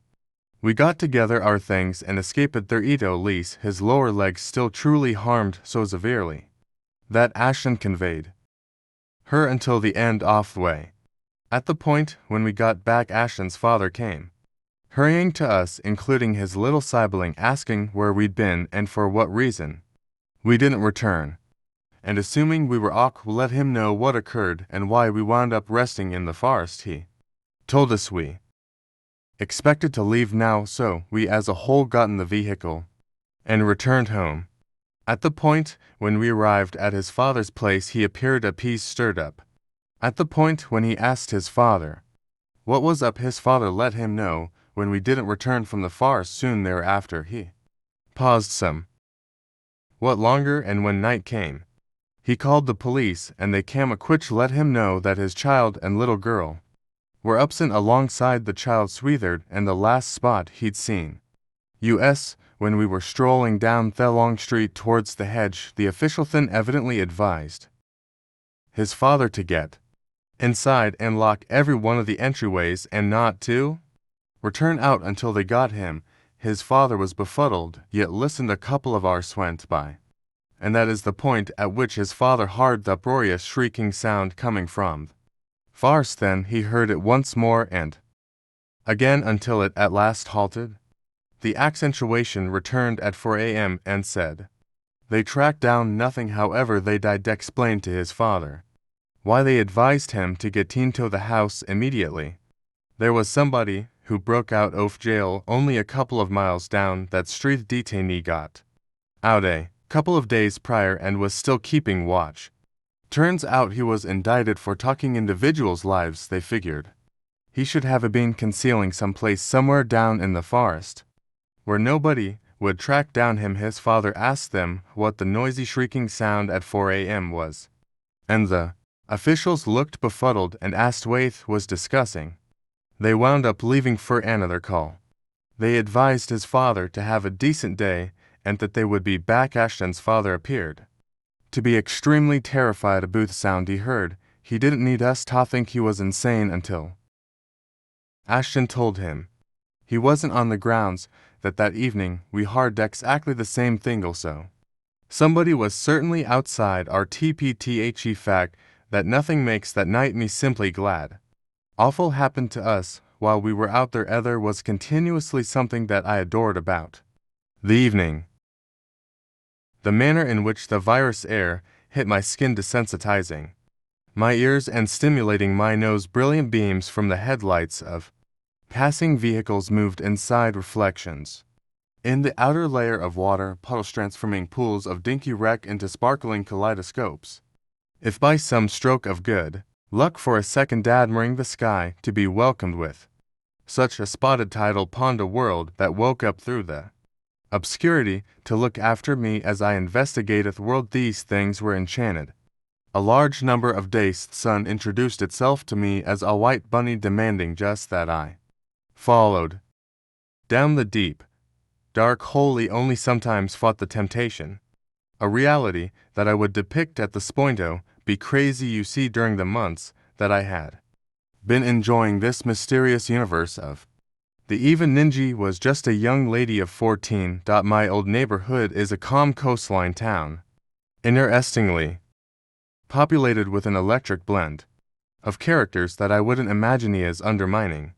I had lived in my neighborhood for the tale of my life. What's more, with that came a feeling of resistance from the hazier breaks of this local their obscure gatherings and dim rear entryways with tricky goal.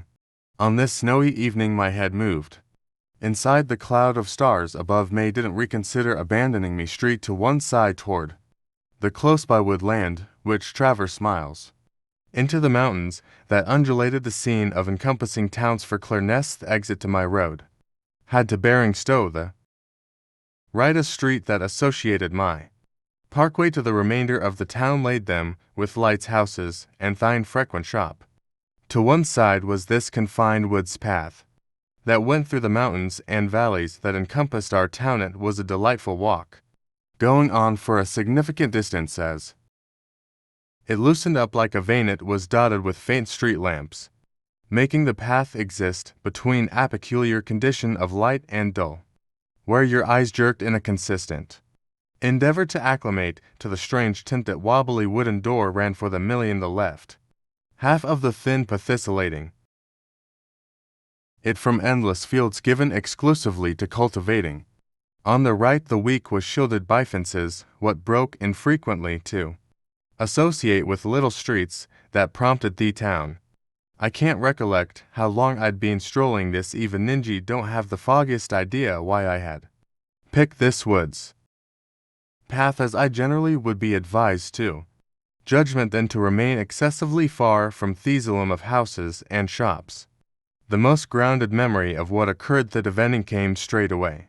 I probably been around 2 miles into my walk at the point when a dim figure rose up out of a break in the supports to one side. I had not seen anyone following right after me in this manner, far, and was consequently frightened by this abrupt appearance before me. The outline of this figure was little. What's more, hooded standing something like 20 feet in front of my halted abruptly looking as they scoured the length of the path to each side of them. Prior to seeing Melwin, the figure got a quick look at Methy steered a buoyant stagger toward me. It appeared to be a limp at first, in spite of the fact that it was conflicting in which limb was causing such torment fluctuating from right to left.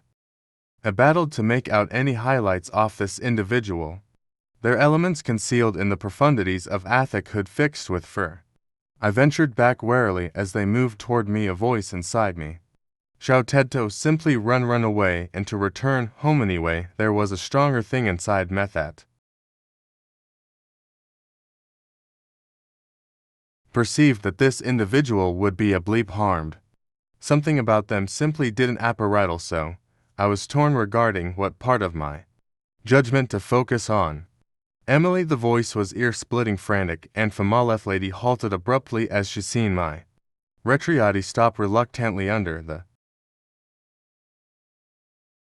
oncoming street lamp. I could see the concise blueprints of the fa seeing the engine.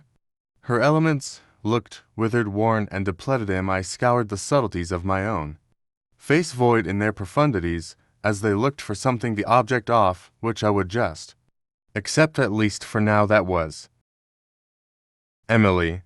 Please accept my apologies, I yelled across the short distance between us. I'm not Emily, browed as her eyes glinted with something similar to outrage for a brief second.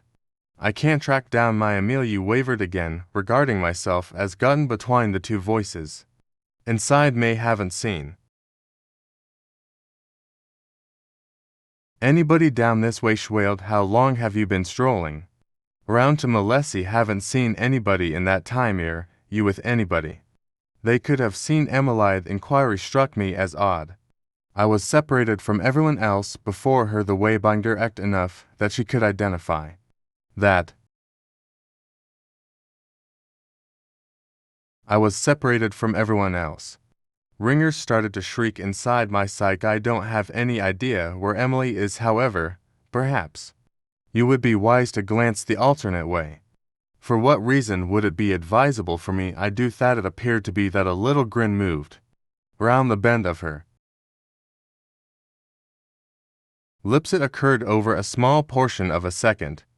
Be that as it may, it was sufficient to shake me into gradually backing away from this lady.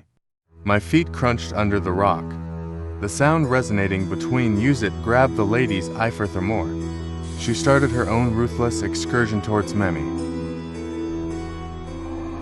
Heart pounded in my chest, topping off my ears with a cadence cross. She started to eat upon everything about her face, mindful of the risk before me, also declining to pull out my gaze, for indeed even a secondie know nothing about Emily. A shouted terror, not having met it. Bother mesh didn't answer. The grin that had her highlights was heart-wrenchingly vile. It was a grin with no entertainment, simply an empty void that reflected in the void of her eyes no articulation, no life, just dimness. As she kept on venturing towards me, I realized that I needed to run without stopping for one more, thought I. He changed direction suddenly furthermore. That is the point at which I saw him inside an arm's range of me. A transcending man had been moving toward me from behind.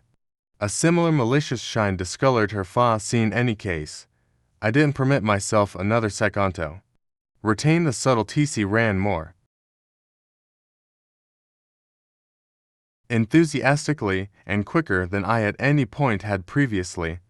The fierceness of my feet against the hard way sent shock waves all through my body, heart pounding in its tyrannical want to get by. I shouted, attempting to draw the consideration off anybody who could tune in. He didn't have the foggiest idea that they were so near me, would have rather not looked. I proceeded with my run straight down the way for about a mile, prior to taking a sharp go to one side for more, roaring my direction towards the first indications of something going on under the surface. I found asylum in the news specialist, the little shop hushed up, involved by an old retailer. My appearance began him as I hurled myself behind the haven of racks and started to madly wail. The following couple of hours were a haze to me. Andy recall just the rush of help as he brought me into the back room of the shop, consoling me while calling the police and my folks. Nothing at any point came from the examination of the police. I addressed them to times regarding this situation, however, without any result. My folks swung between conditions of help and fury, and I can't say I fall themi fear to figure what might have happened that evening. And even now I have bad dreams of how close those hands were. Meanwhile I ventured nearer and nearer to them, fact that many individuals have makes me certain. Experienced numerous risky and unstable circumstance, grasp that this experience would be able have finished such a lot of more terrible for me. For that I might want to say this is a greater amount of a wake-up call from the reflections of a young lady who liked herself for drifter, that, as it may, was really a sheep stepping straight into a bunch of wolves. Consciously watch out, protected. Also, keep in mind the peril around you. I was vehicle setting up camp with companions on Thurgan coast at an assigned site in the woods. While I was conveying kindling, our camp neighbor came up. What's more, proposed to help, and Bert acquainted himself with the gathering. We welcomed him over for a brew. What's more, it turns out his name was Jason. Furthermore, he was a resigned boat cook who utilized a deal with fishing ships in Gold Country. Presently, he's venturing to every part of the West Coast. Furthermore, remaining in campsites, Jason was somewhat of a peaceful person, yet, as the night went on, he began to get a nod off, acting dubiously, not actually communicating with anybody, gazing vacantly at nothing in particular, and afterward getting up, strolling to stages, and plunking down. Once more I began to get pretty late, and we're all preparing to head to sleepy, normally rest outside in a dozing pack without a tent, except if it's coming downer, then again something. So I set up my hiking bed a bit ways from the fire and drop. I awakened to Jason remaining over me with a bizarre look all over, and my companion scracking the damnation out. He turns out they generally thought Hestigerd back over to his camping area, yet rather he headed toward me and began staggering cut, attempting to carry me out off me hiking bed. I was really annoyed as of no furthermore drained, and we removed him from our campground while I fell asleep in my companion's tent.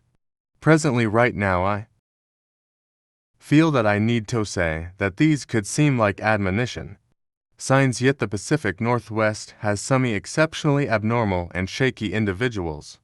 So, we sincerely didn't respect it. Passed some fruitcake, becoming excessively inebriated, and may lost following day, we as a whole packed into a vehicle to investigate the town. Furthermore, as we leave, we see Jason sitting at this camping area, simply gazing at a light opposite to him. We're away for around 3 hours. Furthermore, when we return, Jason is still gazing at this light. We're all making supper some other time when he approaches our camp with a jug of vodka and apologized for being so bizarre the prior night. My companion acknowledged his statement of regret. What's more, offered him a burrito also. Jason continues to begin drinking the vodka and eating with you. Totally unique person, appears to be truly humiliated and sorry for the night prior. As the night advances, he's getting calm once more. However, I really thought at this point maybe he's simply down on his karma. Perhaps a bit of liquor abuse and presumably really innocuous. Furthermore, he wouldn't really try to understand to leave after supper. I was perched on a log with my back to the forest, confronting the fire. Furthermore, my companions were totally organized around the pit fire on seats on the opposite side. Jason was perched on the log close to Meadow, my right side among me and the gathering of us are living it up and jiggling, and as the night goes on, Jason is getting logically more peaceful and appears to be truly irate. Around 12 p.m. I look over and notice that he's murmuring softly. Presently, I'm the only one close enough to him to detect this change also. I begin to attempt to sort out what his idiomy, follow his look and notice that he's gazing eagerly at the hatchet to one city off me. I would have rather not scared him by moving yet. It's about this time that I hear Weather's adage, and he's discussing wounding all of us with his bloody gain, and again he has this as a matter of fact goaded look as he says that he's going to end. You see look eyes with my companions across the fire, and he sees that something is surely off base and stands up, and I snatch hatchet and run as quick as possible to the opposite side of the fire. Jason gets up and begins to run towards us, and my companion, who's a major person, snatches a hold of him, while my different companions take his blade from him. We discuss getting together and leaving, however wound up accompanying him back to his campground and sitting in the vehicle until morning, when we could report it following day at the crack of dawn. When I head over to the camp officer station, I took note of Jason was totally gone with all his stuff, despite the fact that he'd previously paid for 6 more days. I've done my portion of more profound backcountry stuff and seen bears, hard unusual commotions, and was followed by a cougar at least a few times. Shower right up to the present day. The main experience I've had in the woods that made me wish I had a firearm was this one. It was the second to the previous evening at my camp. This evening and the following were typically saved for this thing called Ashford. Observe, it was a Christian camp, which is whereth children and advisors take shifts during that time to watch the fire antic, very much like shepherds did with their sheep this night. My watch was from 11 p.m. to 1 a.m., and I wasn't actually fearing it. At any rate, as I'm accustomed to keeping awake until Latesso. To give you a visual for Meyer Eve camp is situated on a lake and a little mountain. The rec lobby, fundamental office, and other structures are down at street level, and villages are up on the mountains, separated aside from one another. The most youthful children got the lodges near Esto the base, and the more seasoned kids got the further onesie. Was a sophomore in secondary school at the time, thus my camping area was a bit past mostly up. Something else you need to comprehend is that the camp is in the forest. You need to drive off the principal interstate in a back road for 2 miles previously really get to camp. So as you envision, we were encircled by untamed life. What's more, loads of it. It's around 7 p.m. What's more, the sun is going to go down, and me gathering of campers and another gathering. We're down at the family camp, which is supplied for the child care administration. Individuals for small children are on the other hand a spot to bring tents and set up camp with your family, as it wasn't simply a day camp. It's a major open knoll with an enormous outing region in the middle. We were playing manhunt, which is somewhat like find the stowaway blended in with tag. Furthermore, me and my companion Dom were misguided in the forest, most likely much farther than we're required to have been. Truly, at the point when we began to har what seemed like many strides, the weak box and yells affirmed my surmise that it was a bunch of coyotes meandering around this area. Obviously, we were somewhat apprehensive. In any case, I had been out in the forest enough times to realize that they wouldn't actually irritate us except if incited or crazy. And since they were in a pack that precluded death last option, we began to run back towards the camp when out of the blue disorder detonates behind us. The pack had experienced something that it either went after or gone after it. We froze in our tracks and paid attention to the sound of crying, yelping, snarling, also wailing, followed by the sound of tissue being ripped off. Something whole camp could almost certainly hear what was continuing right external the play region where many children are meandering near. So the counselors concluded it would be a ideal opportunity to blow their crisis whistles and move every one of the children away from the growling murderous canines, simply scarcely any 100 yards from me and Dom, while both of us were running through the forest attempting to return to security. I swear that I could hear something coming up from behind us. That, as well as I could feel something behind us. I wouldn't even come close to pivoting to check for feeling of dread towards stumbling over a stick or root, also letting whatever was behind us get up. I just shouted to run quicker and ultimately got Timberlin Watts more back to the gathering. I inquired as to whether he saw anything behind us. Says that he saw nothing. However, most certainly felt something there. Soon thereafter, the two gatherings, counting mine, advanced up to enormous fire pit total with simple seats designed from logs and put into a half circle around the fire pit. I tended even had its own lodges, assuming the camp had more projects running for you. Youngsters there, campers, were entrusted with get-together kindling for a dusk till dawn affair. So everybody was out in obscurity woods with nothing yet a spotlight, and ideally a body conveying armloads of kindling was pretty much self-delegated to making the genuine fire, generally in light of the fact that I make colossal flames, and it begin with a straightforward little log lodge style construct and gradually assembled outwards from it until I was utilizing sticks that were around 5 feet long and 6 creeps in width. So it was really great, perhaps a little excessively huge.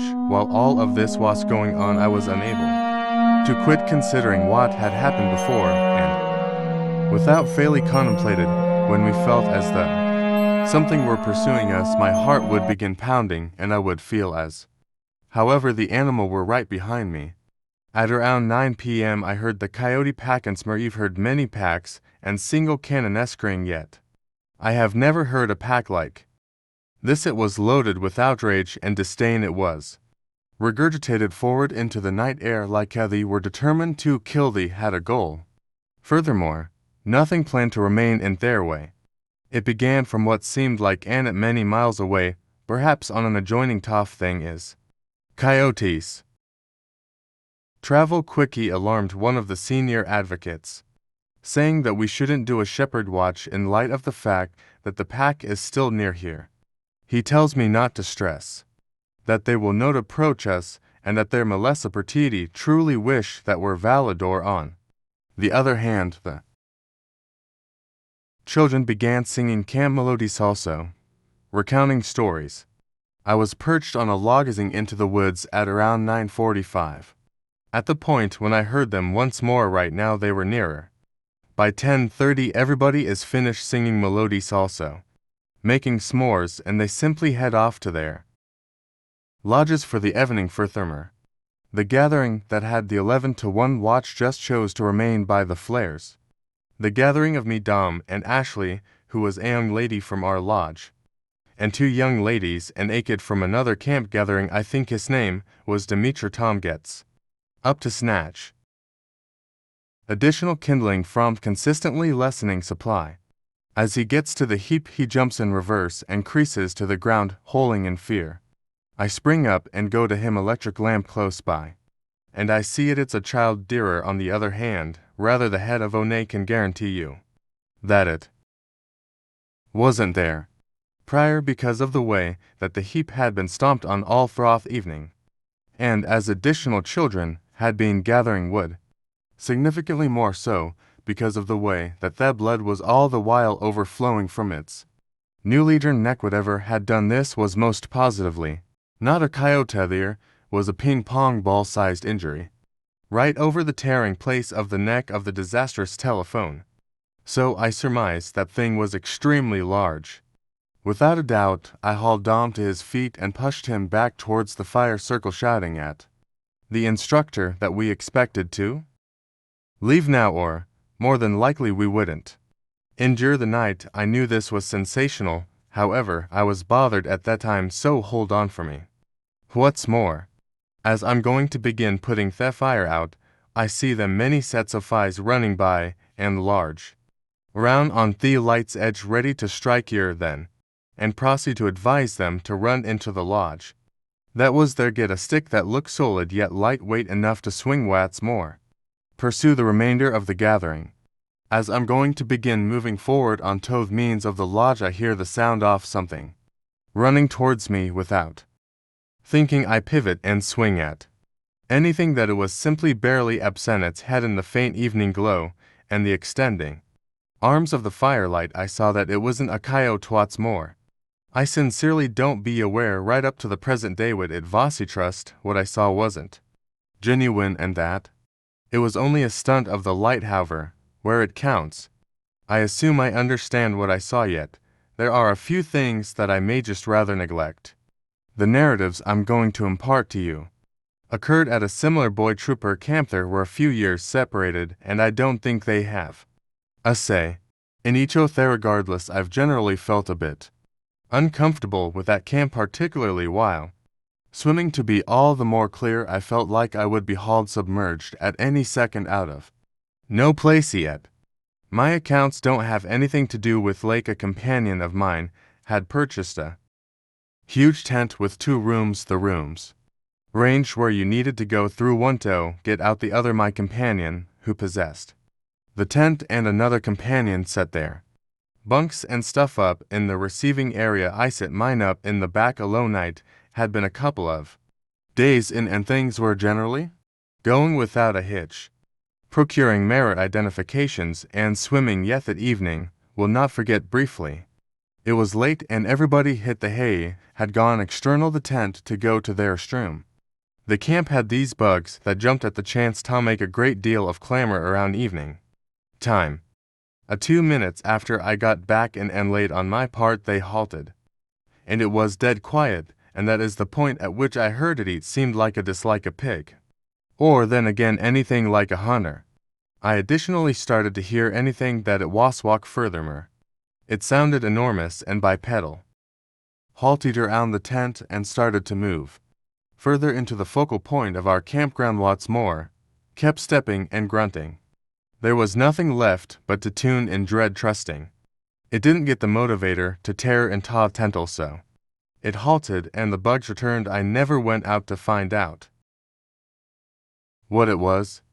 All I did was lay there and trust it didn't return. Next morning I told my troop, and when eated everybody snickered at me, and my scoutesses exacerbated it by letting me know I had a wild creative men different companions. I imparted the chance to, however, trusted me own said it might have been a raccoon. That as it may, I've heard raccoons previously, and it doesn't seem like what I've heard.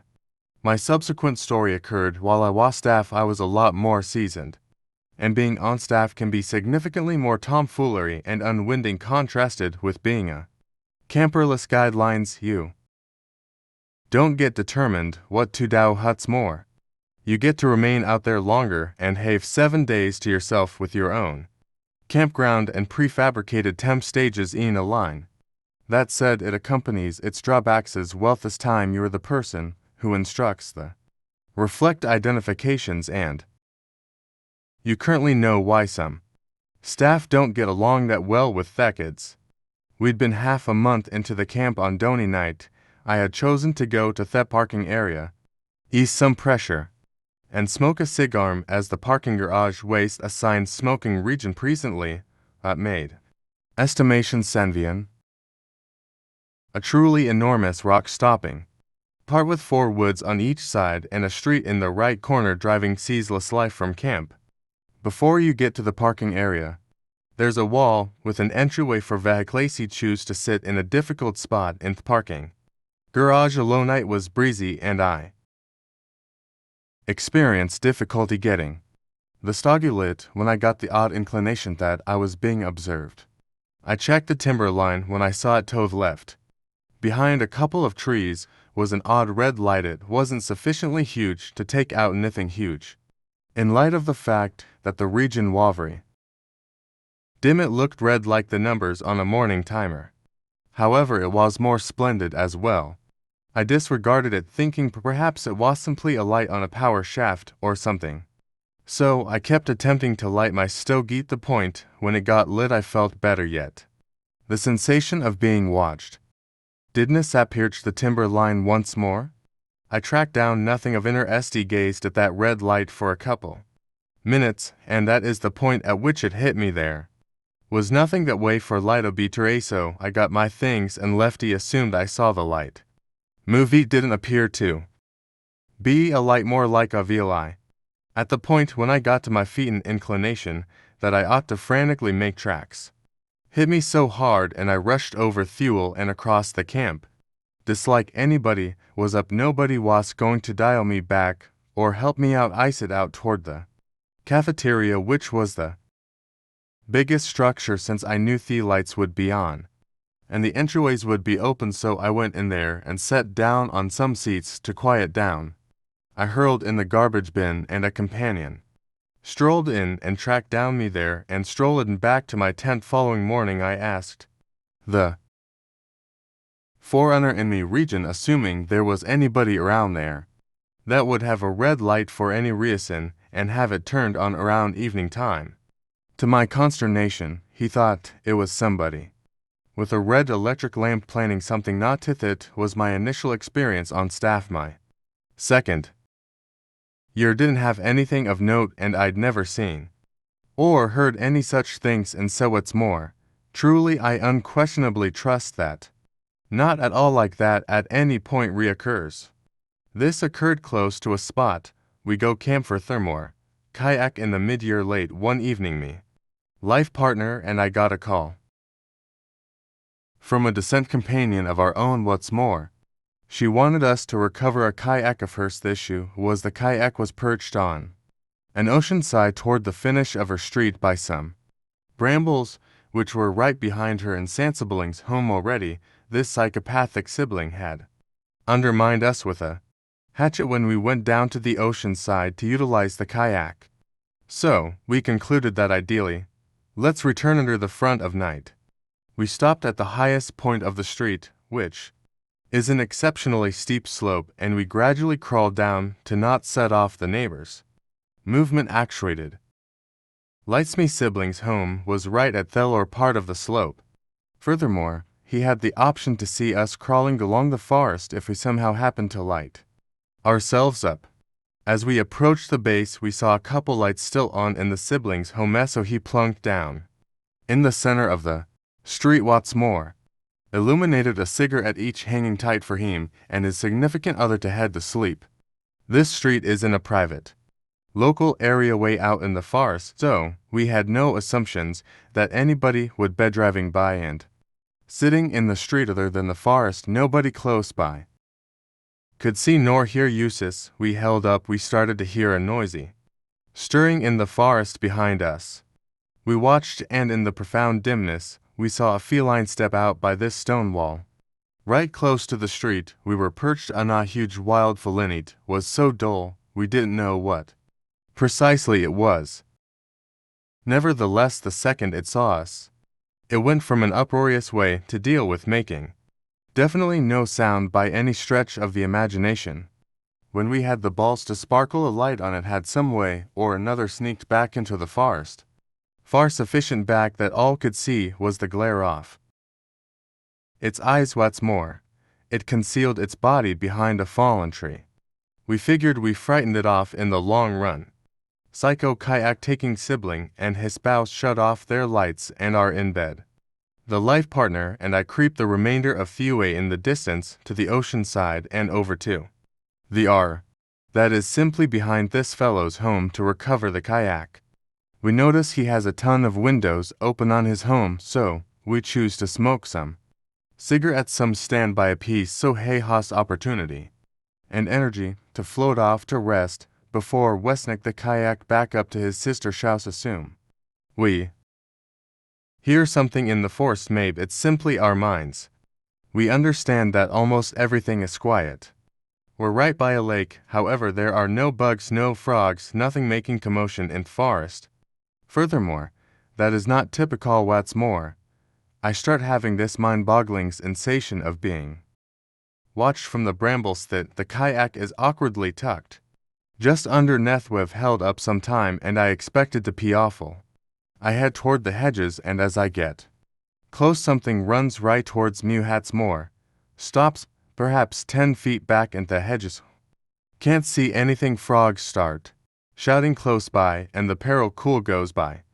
And larger on the lake we can hear crunching in the brambles the whole time. However, when the course stops so does the crunching around us in the trees. Purchaseth brambles. This happens for some time. Each time we're moving near or talking we can hear something moving round us. However, the subsequent we calm down, it goes quiet. As far as anyone knows there are no mountain lions around here. However, we see truckers posting recordings from their path cams routinely. As of now, we didn't consider this yet. In the end, we conclude that we're being followed by something and it's better weather not to bear. And 100-pound kayak for Thermore attempt to climb up a lofty slope, particularly since I weigh comparably a lot as the kayak and would be obvious targets in the off chance that I were pursued. We book it back to our vehicle. Meanwhile, something is following us in the forest. Quiet when we stop, yet we can hear in conflict with our means when we're strolling. We come to the vehicle, jump in and back down the carport brimming with adrenaline. At long last having a real sense of security. 45 minutes of detecting we were being followed. Furthermore, off in the getting free from the forest. Through the greeneries we can see the eyes reflecting at us, perhaps 3 or so feet off the ground. We have no affirmation of what it was. In any case, it recently affirmed that we had been followed from the time we smoked in the street until the time that we returned to the vehicle. I live in a 16-foot camper. Before the remainder of my family moved, her Ethos was my exploration vehicle. I explored the historical backdrop of human residence in Colorado, so this camper has been all over the place. Been to the brutal southeastern Rave lands, ventured out the entryway in the morning to track down a crowd of wild ponies in the northwest, and persevered through serious tempests in the short grassland for some time.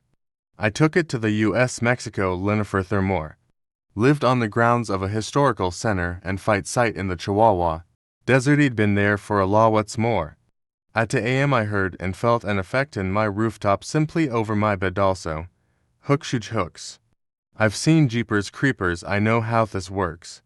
At any rate, I just laid there unnerved, paying attention to something extremely huge. Endeavor to strip my camper like a metal can. About an hour after the fact it disappeared.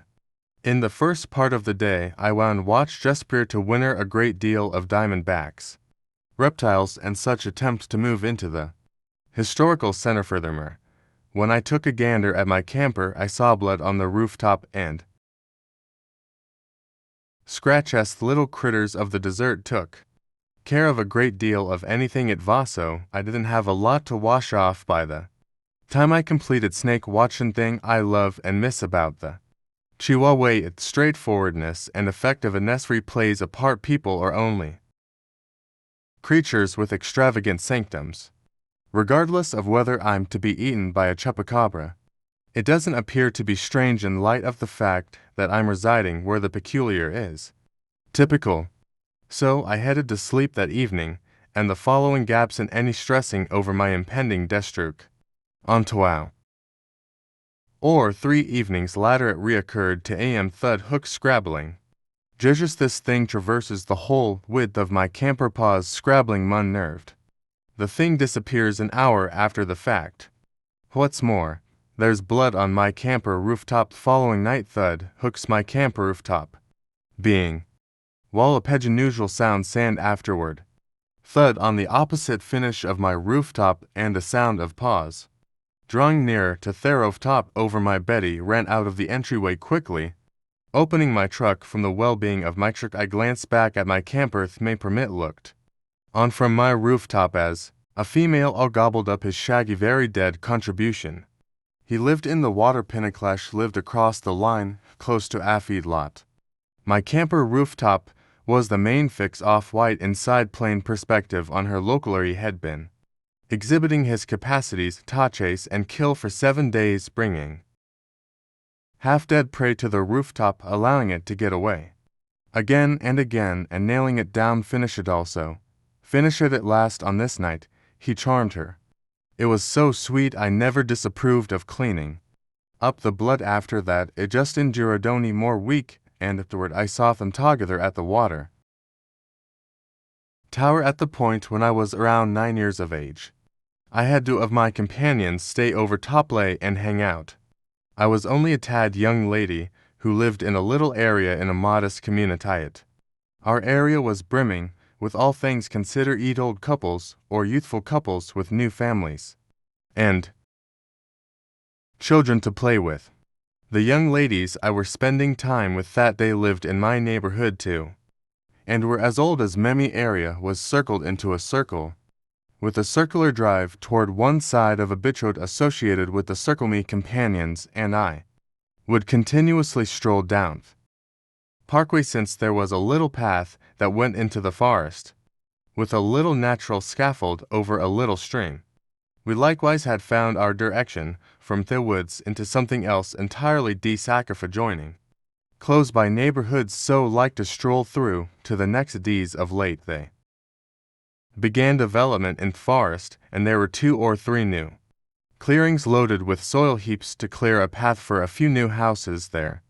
That day it was really sloppy it downpoured the prior night and we as a whole wore elastic downpour boots we got going down the way halting at the Extensione. Had quite recently gotten another computerized camera what's more.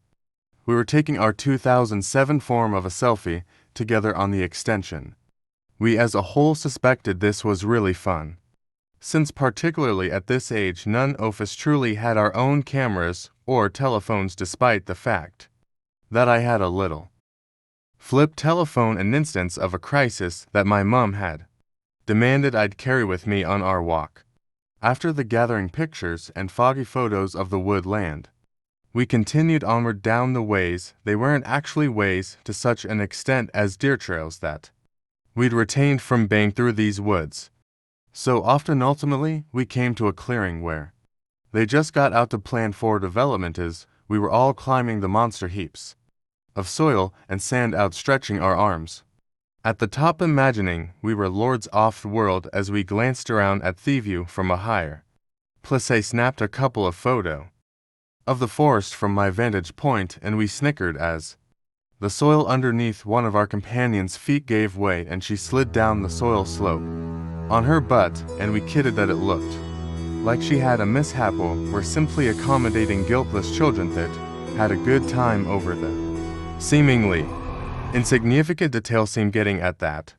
At last we chose to wander back home, and we were strolling down one of the little paths I've generally had great instinct.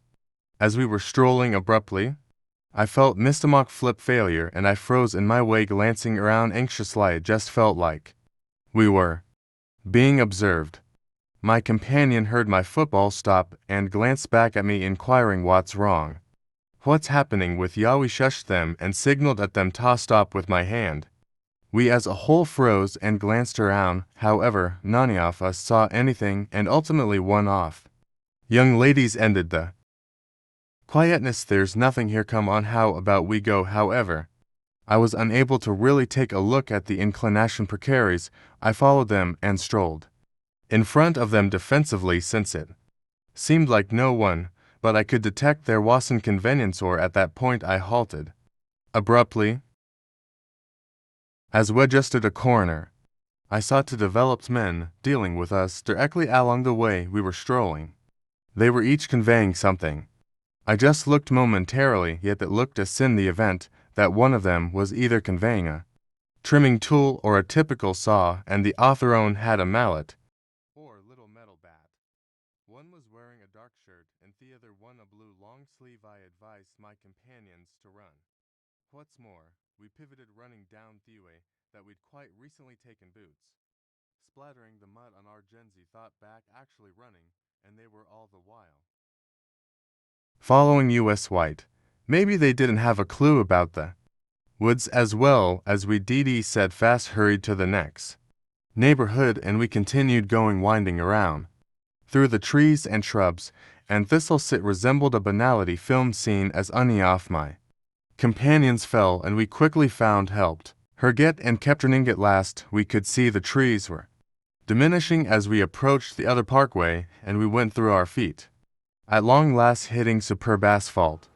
We didn't stop, however, we continued to book a through the air. Ultimately, when we moved far enough away, we pivoted, checked the entry out of the forest, and the two men were simply remaining there. They hadn't entered the area, probable since it was more open than forest. However, we could see the blue shirt from where we stood. A local we were in now is about a brief drive from my home on a fundamental street, which is the reason we enjoyed taking forest, since there weren't any walkways anyway. Being 9 years of age and dreading that they'd follow us in any case through the woods, we got onto the principal street and called my mum. In the end, she gathered us. We were all stunned and crying a bit, and my mum called the police.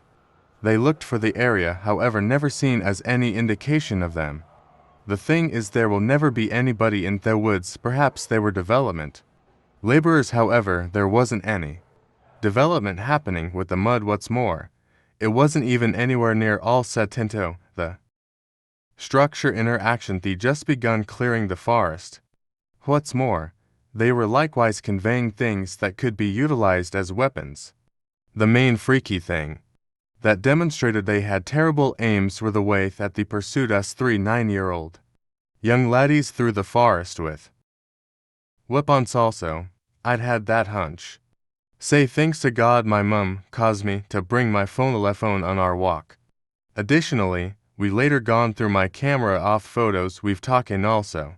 In the photograph with the high vantage point, you could see a dark boot, one leg for thermore, a blue long-sleeved arm coming from behind a tree. At the point when you zoomed into a spot on the foundation whore, no face was apparent. So they'd been watching us for some time that day as well. We were fortunate to have known the region that, as it may, dear to men who pursued us. Throthwood Lando should not meaty starved at a kid's mid-year scout camp in southeast Missouri, settled on a tremendous, also generally unused property encompassed by the Ozark slice imprint Twain public timberland. Only a couple of moments outside the properties, a little peak park changed over from a resident timberland officer's fire pinnacle. Its get wooden steps that lead about, mostly dependent upon the pinnacle, to an encased stage that you can notice the scene for a couple of miles over. It was frequently visited by other staff members on their separate evenings of falso. Now and again, you'd run into some less than appetizing local people that generally utilized it for intemperance. It was a famous spot among staff members, as it gave a serene and unwinding space to simply relax away from the tumult that is campy. Have been there numerous multiple occasions in that years preceding my third summer. It was dependably an ordinary and calm spot. So, one Saturday night in my 3rd year, my sweetheart at that time was visiting. I needed to take her to every one of the cool spots, so after supper, furthermore, a film, I took her to the fire tower. It wasn't really late, despite the fact that it was the hazier side of sundown. However, when we wound up, we were the final stragglers, albeit not strange. This was marginally strange, as the camps on the property shared Saturday night off. Beyond extraordinary end of the week occasions, we facilitated on more than one occasion this late spring. Barely caring about it, I told my sweetheart I simply needed to sit in Thetrick briefly. Had a 94 Chevy S10 with a debilitated turquoise camper shell. We rolled down the windows and partake in the cool night summer wine. Not a little while later, me better half asks me, hello, what's that commotion? What's more, I separated on the grounds that I hadn't taken note anything by any stretch of the imagination, and stressing to tune in to an unfamiliar sound when I of some kind or another hear what sounds like rhythms being delivered from midair in a major ring around the vehicle. Singular beats would sound at various distances and heights with no detectable cadence. Or example sounded a great deal like the drums from an thepper found from cooperation of the rings. We were both staying there a bit, dumbfounded when I began to filter the region for the wellspring of the clamor. It turned upward and down the pinnacle to check whether anybody's unnecessarily stepping their feet as hard as conceivable on the wooden advances. Making a repeating commotion, they peered down at the little seat region. At the lower part of the pinnacle, nothing checked the parking area again to see on the off chance that, in some way, I missed one more stopped vehicle on our way in. Not a chance who were the final stragglers.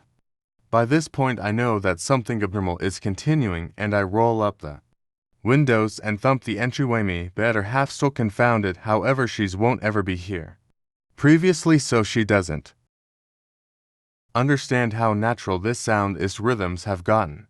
Furthermore, it appears as though they're gradually, however consciously, surrounding the truck, logically getting stronger. The hair on my arms and neck stands up straight as I can see the beat serene reality moving toward us in the truck. Out of no hair I hear the beat right behind the camper shell window, right behind the taxi of Thetrick. I throw myself around to check whether there's anything in the bed of the truck yet. I don't see anything anyway. When I turn over my right shoulder to think back, I uncover my back door. The driver's side window and right away a drum beat happens right outside my window. Simply recalling this, I get chills down me back as though whatever was doing this was purposeful and canny. It picked the bed first in light of the fact that my back was uncovered and helpless got me to pivot, and maybe it was insulting me. Right now fear washed over me and I felt like we expected to promptly leave. Or then again, we'd be in some serious peril. My survival kicked in so hard it started to cry wildly, flying down the rock street too quick to possibly be protected. Commotion didn't seek after nor proceed, be that as it may. Obviously, when we returned to camp, I was so shaken I needed to go directly to bed. I've come back a couple of times since, however, in no way like this has at any point occurred. Once more I inquired as to whether they had encountered or heard anything comparable like this at the fire tower, yet no one had anything critical to say. My ex actually recalls that night, yet keeps up with that she won't ever feel any trepidation, simply an oddity of what was making that clamor. In the event that anybody has any considerations or thoughts, I'm open to hearing your thought. Processy was work in the Czech Republic at kids' day camps when I was 20. It was nothing similar to the American summer camps that I've seen on television. It was far more loose.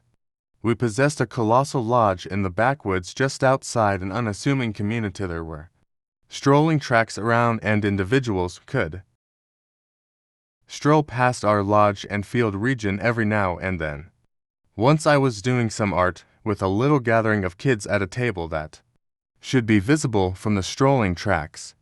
When this person strolls by, his around 30, had dreadlocks and a saloni, wearing weighty boots, these woven jeans, and a free metal seal. He stops mid-walk when he spots us and starts to approach, inquires as to whether I have any cigarette bloom, that I don't speak Journey quite well. In an endeavor for him to surrender and leave, I'm attempting to be decent in light of the fact that I have a 5 children here. Finding a seat at the table, Andy would rather not alarm them. Then, at that point, changes to English. It resembled a 50-50 possibility he wouldn't communicate in English in this piece of the country. What's more, he starts remarking on my tattoos. I have a sleeve. He's asking me everything, sayings. Getting another one, getting some information about the cigarettes. Once more, and I say no, I was being courteous about the tattoos, yet I'm not empowering this discussion. He asks me my name and I let him know, which keeps a little for Thermer. Inevitably he continues Oni side with help and the day. Proceed soon thereafter. It was around 6. The light is still out and we were killing time before supper was being served. I was in the field outside the lodge for certain children going around. Different pioneers were doing different exercises with kids when all of abrupt another pioneer stood out. Enough to be noticed, said what's more. Advised me to get the children inside a look into on one or the other side of the field, where the trees start and there are folks, all dressed in much the same way to the person prior standing simply back from the timber line. They'd fan out in various points and afterward I hear somebody yell my name. We move every one of the children inside and lock the entryways. The 3 male pioneers we have go to address the folks in the timber land encompassing our lodge. Hear them say, we're here chasing after deer. Thought we saw it getting through this way in any case I'm a companion of, and afterward he says me name. I begin blowing a gasketti, can't trust it's a similar person from morning. He says I need to show her my new tattoo. Befuddled the pioneers return and air like, how are these folks? They know I'm not Chechen, no. Many individuals outside our circle, so I know it's odd. I educate them concerning the morning, and that are not to need to see him once more. They return out and tell these folks to leave after some fight and hollering.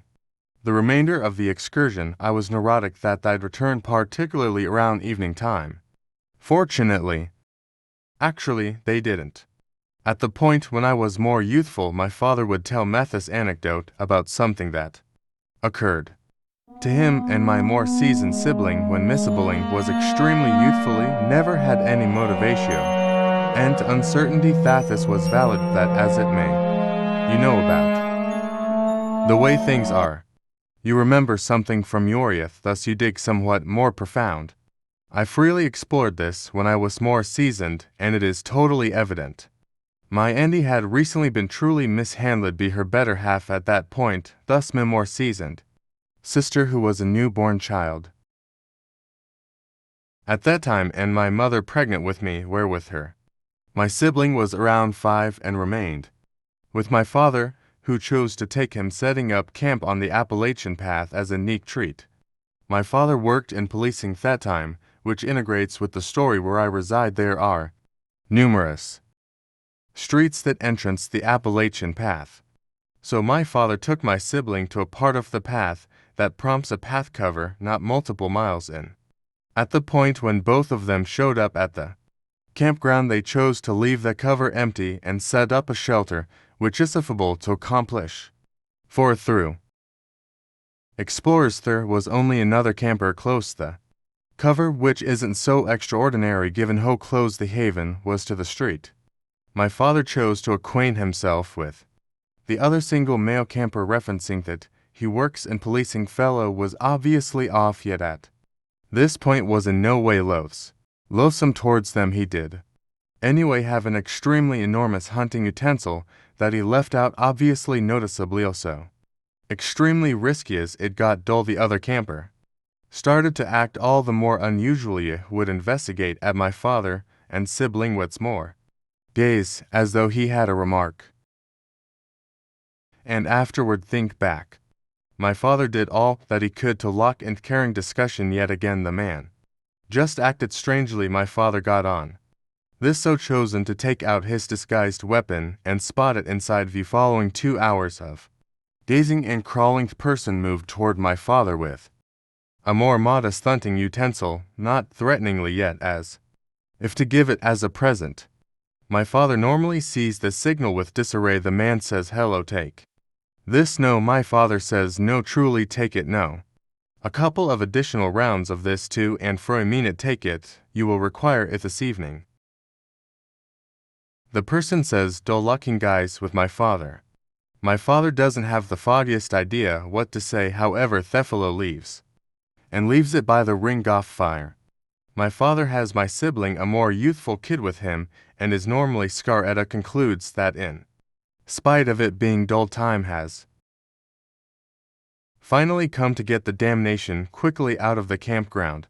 So, with my sibling nearby, he gets together The tent gets together his pack, which takes Sheem about 30 minutes in obscurity.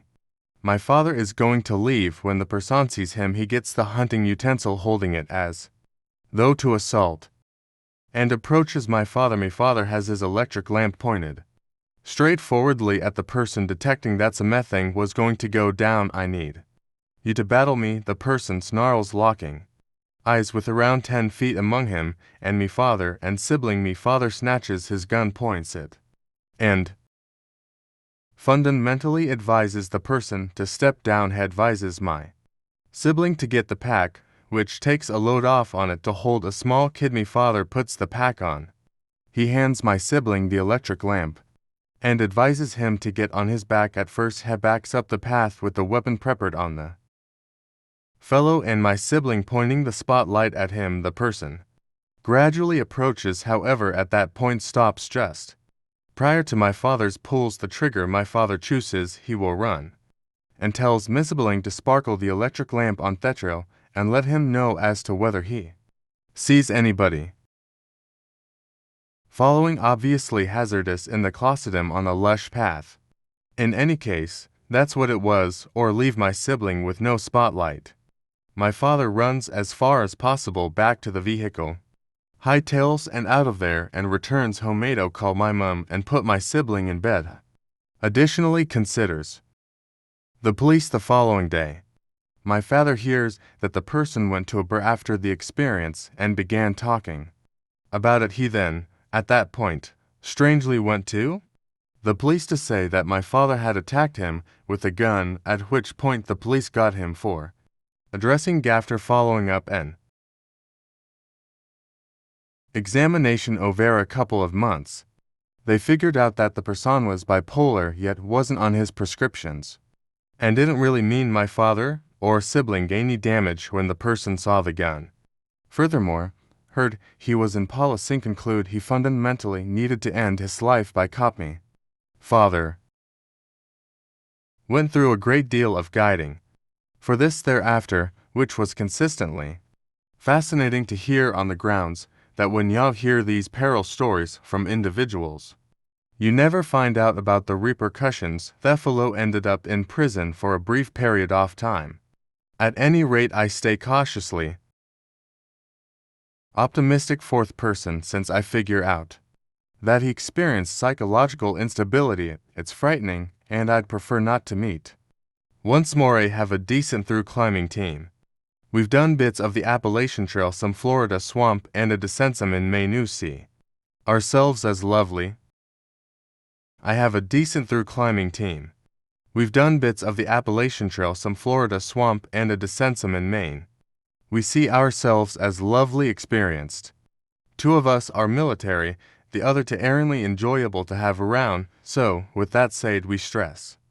Planning this was most likely 2015, we arranged a 10 road trip in West Virginia along a waterway the weeks after Christmas. This is our number one opportunity to camp, since 1 we as a whole are home, 2 bugs aren't anywhere near, and 3 no other person is adequately dumb to camp around. The no fear we've done the path previously and fell talk with the gaugain, the low 30s lows, and the teenagers. Nothing we were unable to deal with. We set off. Weather conditions is extraordinary. The path we're on, a 26-mile circle hand railing, a waterway more than halfway. Ultimately get to this spot we planned it out on the second day around 14 miles in. Furthermore, prepare to chill and do man stuff for the week. We rock free and clear, doing the standard thing for us: cutting wood, jumping into theater way, hunting, fishing, composing, and the like. Presently, we've been out there previously and had investigated maybe a 3x3 square network sweep, and we didn't hear or detect the presence of any other individual close to their. Things begin to get intense. I'll get into the paranormal first. It's 5 a.m. and we begin getting into our morning schedule. Part of the gang heads the 10 meters down the waterway to get breakfast on, beginnings minding the NOAA gauge on the radio, and one begins to thaw water channel. Furthermore, I'm taking out the morning kindling and restarting our fire. As it gets more brilliant, I notice there's this stunning Sets of dark labs scrounging around the edges of our camp agreeably amaze we are totally siphoned. 2. Discover a few little guys, since we're boneheads for them. Not a solitary one of us care where they came from. Inside the space of seconds this raggedy-looking West Virginia fellow shows up out of the blue by a tree, shotgun over the shoulder, sweet Jun coat on, and a Texas-style capped Great West Virginian look that irregard. He says grieving, and that we have a pleasant fire. The manner in which he said it was chilling, we as a whole felt like we could see directly through him. We asked him how he arrived. As you may have guessed, sun is scarcely looking through their woods, and we're 14 miles. In no place backwoods firm. We haven't seen a hint of anybody in 5 days. The man says nothing checks out. US and goes to enter the sunrise. With the canines following, we're remaining there confused, and at the point when we find our heartbeat promptly start looking from where he came from and which bearing he was going. Clearly, we found nothing, no tracks, not indeed even the canines, yet presently to the endurance Bart. We had snow in the gauge for the majority of the week, which we had consistently, not an excessive amount of, perhaps just 4 inches the week. Progress, however, we saw it had begun to get hotter. We're setting down for the late evening checking our daily estimate, and they're talking about the snow coming in for the evening. No concerns to us, essentially. It's not downpour. Sledding had restricted overcast cover the day previously, and the air was still really warm. That evening the snow transformed into downpour. We hadn't avoided potential risk previously. I goes to sleep since we were simply anticipating snow. We awaken around 3 a.m., pack a few boots, dribbling. We get up to begin getting a crisis plan together. The temperature is dropping and we're wet. Precip goes to ice with an entire day offer sip in front of us. We wind up getting everything together, attempt to clean our region. However, part of the gang begins going down. He's truly inclined so. He's really defenseless to chilly climate. When so get all our get clothing dry us and get him into them. We set up an improvised haven off bows and coverings and a crisis cover for him while we completed the process of preparing to step off. We shook the 14 miles back to our vehicle toward the beginning of that day and drove the 4 hours back. Simple learned it generally rains. My home is on the greatest lump off property in the tri-state region, around 108 sections of land, and was initially sort of a recreation area in any case. Shouldn't have been utilized as a recreation area. Tragically, individuals from everywhere did get the reminder that we had moved in also. Accordingly kept on celebrating chase. Also, fish at whatever point they felt like it. Throughout the long term these issues started to disappear with the exception of a couple. Before we discuss the culprits, or basically the pioneer, we ought to talk about what was behind that property refuge, for the most part lodging insane people, schizophrenics, and the individuals who have experienced fits of anxiety. It isn't interesting to hear arbitrary shouting for no great explanation coming from around there. Were for men who made want more, and hunting around midnight let certain individuals chase in the night on Saturday evenings. Yet generally, hunting was beyond reach. We were never ready to get these for moderately aged men, who generally wore veils. I reference that since their chief wore an innovative cover and particularly alarming sort of cover. More often than not he purchased a pig cover. These men were tricky, they were brilliant, and that made them startling. I had 3 experiences with them, the first being in June of the year before. A couple of companions and I had chosen to continue an undertaking through the forest, and we found something terrifying. We took care of a fort in lager jars with a seat at the top. Being the youngsters we were, we settled the most astute thing to do was to annihilate if trackers all's diligent effort by kicking the whole post down. Kid did we mess up. We later got back to that fort to determine the status of it, and that is the point at which it got startling. It was revamped nearly as a place of worship to Thelist one, and shower painted around it was attempt that once more we dare you. Subsequent experience occurred during a basic stroll around evening time.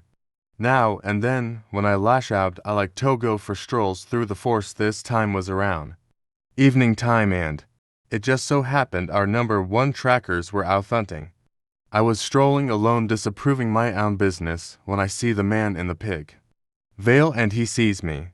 He presently knows my face, and this becomes significant. La Terry hear a profound chuckle, and he turns his weapon towards me. Have no clue about the thing he was ranging, however. I book it out of there as quickly as possible, so I didn't need to sort it out. The third and last experience was the most blood-soaring. Happened something like 7 days prior, and I was heading back home from my cousin's home in Demi. Had my spotlight sparkling, and I felt all right for once, yet something was off.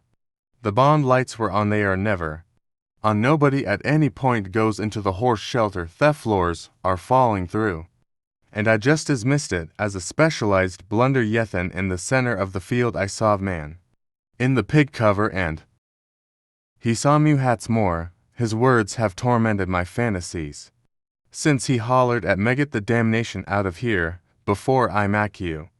The manner in which he said it actually terrifies me. It was so furious, so horrendous, thus never going to budge in retribution. Haven't been in that frame of mind from that point forward. Was subsequently found that in the stable they had been settling in from tomato time. All in all, I simply need to leave an individual message to my companion in the pig cover. We should never meet once more, particularly in my woods around quite a while back. Me and a gathering of companions shakily chose to go setting up camp.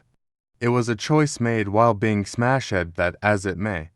When we got back on track next morning, we figured it would be something, as a matter of fact, tangible to Dow. We're on summer break, so we got together our stuff and took off 2 distinct vehicles. When we showed up to the state park, we as a whole dumped all that and begun macking our way through to attempt to see as a good clearing not excessively far, with the goal that we would be able to drink our brews and carry on our little celebrating and harmony distorted. For what felt like our own, I had to convey an entire heap of jars in my rucksack, and the further we got, the more grumbling our gathering became, as we most likely were aware that it would take significantly longer to get more loggers when we unavoidably ran out. The person who was driving us was called Kit. Also, as we continued onward through, he demanded he knew the region and that there was a fabulous clearing somewhat further up. This expression, a little further up. I still experience difficulty paying attention to the present time, as it truly drives me up the wall, for he didn't quit saying it, and subsequent to strolling for, in a real sense, 3 hours did we as a whole say we're turning around.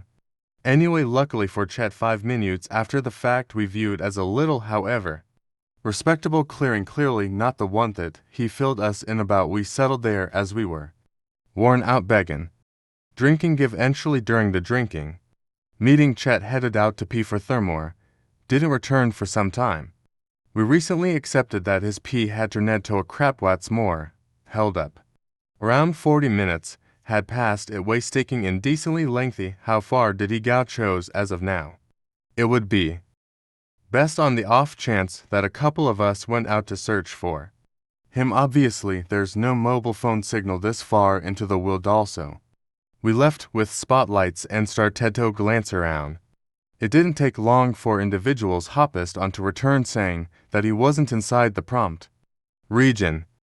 Then we began to get stressed. A few of us discussed calling the police. That as it may, Chet was a dependable grown-up, and we felt that perhaps he was recently irritated, attempting to track down the substitute campground. A few of us persuaded ourselves this waste case, however, not meet the point. When you actually take a look at very well, also didn't imagine that he'd come without us. He wasn't so hummed at this point. I was intellectually bantering with myself whether I ought to go get the comps. Furthermore, concluded that, as it was very late at night and I didn't know whether I could make my way back, that I'd hang tight for the morning, and toward see. Morning come. Escat's tent stayed empty at this point. We begin getting extremely anxious, while begin calling out also Have no clue about where he's Audi. Let my companions know that I'm returning till call the police. Make the journey running gasping in. Record time inspired by a paranoid fear of my companion.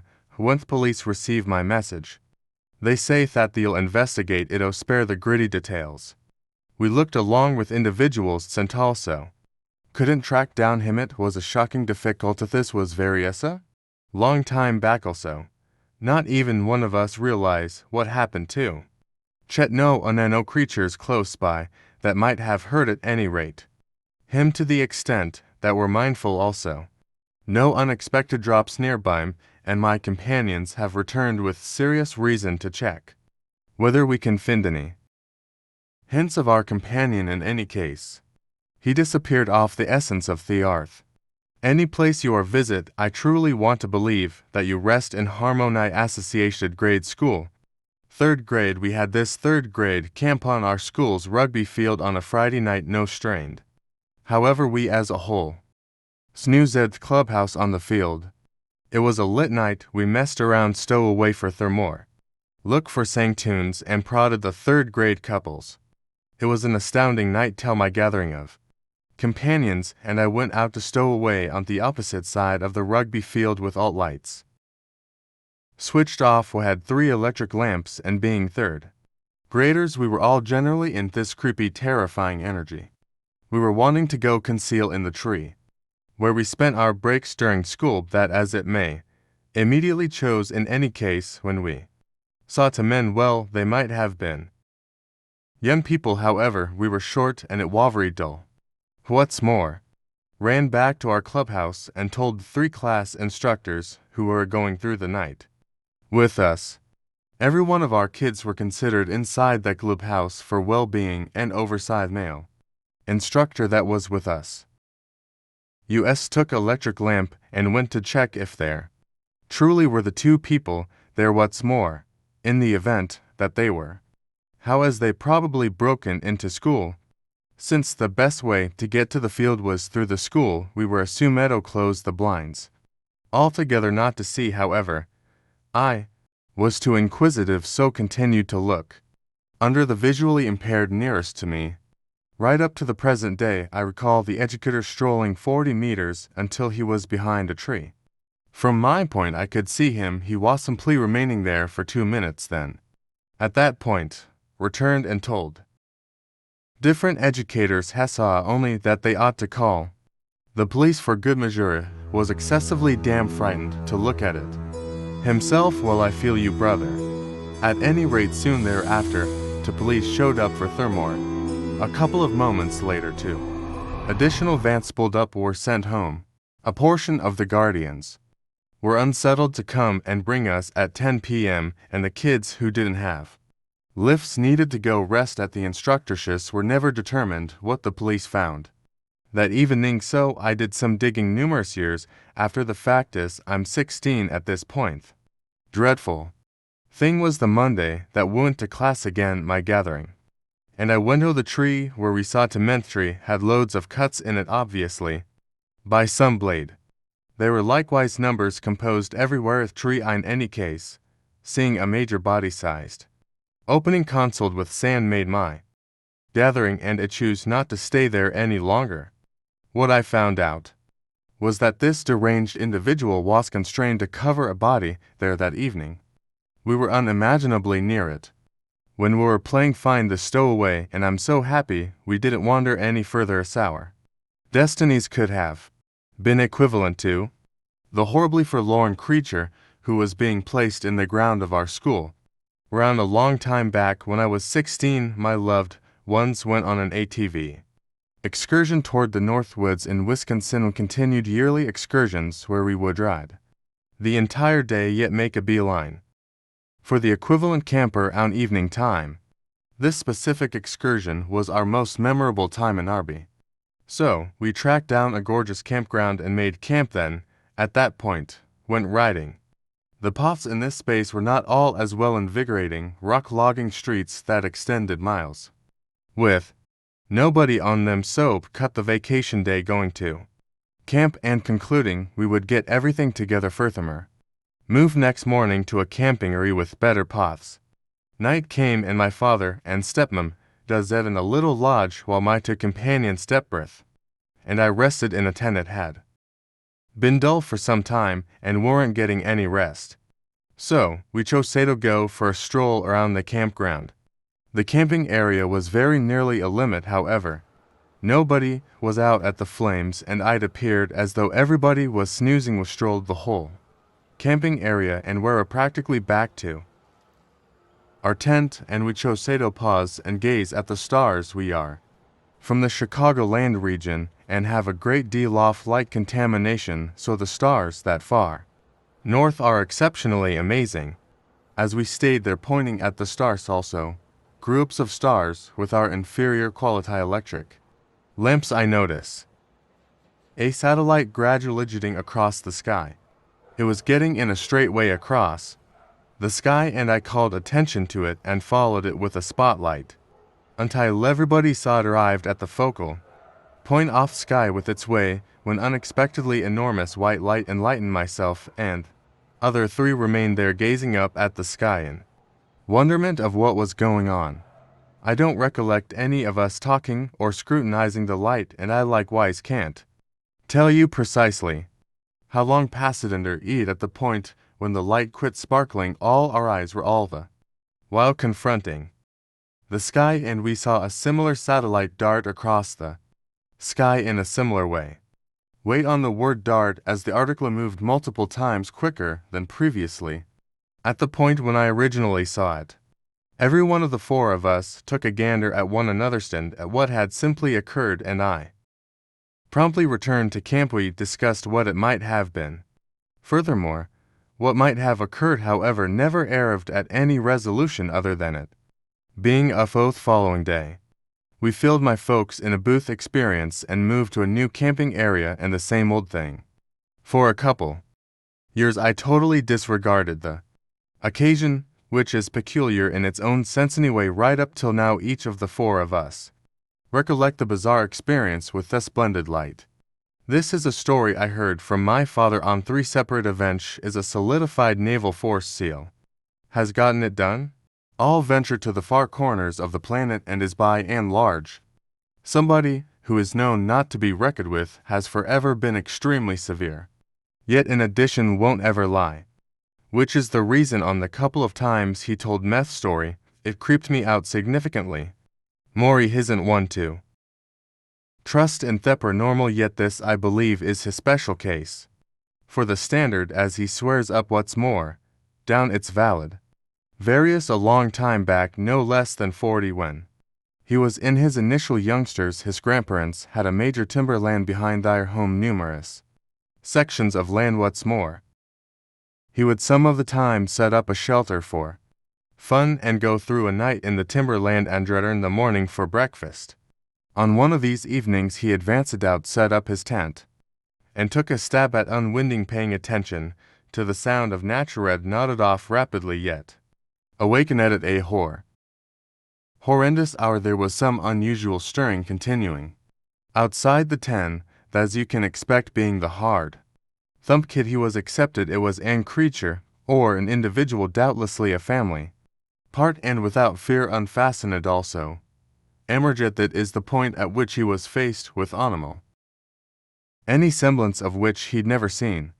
It resembled a canine, yet completely bipedal. Remaining there, it wasn't in any event gazing at him, it was somewhere around 50 feet away, gazing up at the pale evening glow. It had solid facial highlights, sex a great solid muscles, and looked like it could destroy a vehicle. He remained there in paralyzed quietness. The animal, as he suspected, totally ignorant about him. He dad figured it would be hasty to spread the word. Furthermore, as unobtrusively as he could, started backing gay way into the tent, plunked down in the tent, gazed at the animal still, while attempting to do it once more. That is the point at which the animal turned and positioned its head straight towards my father.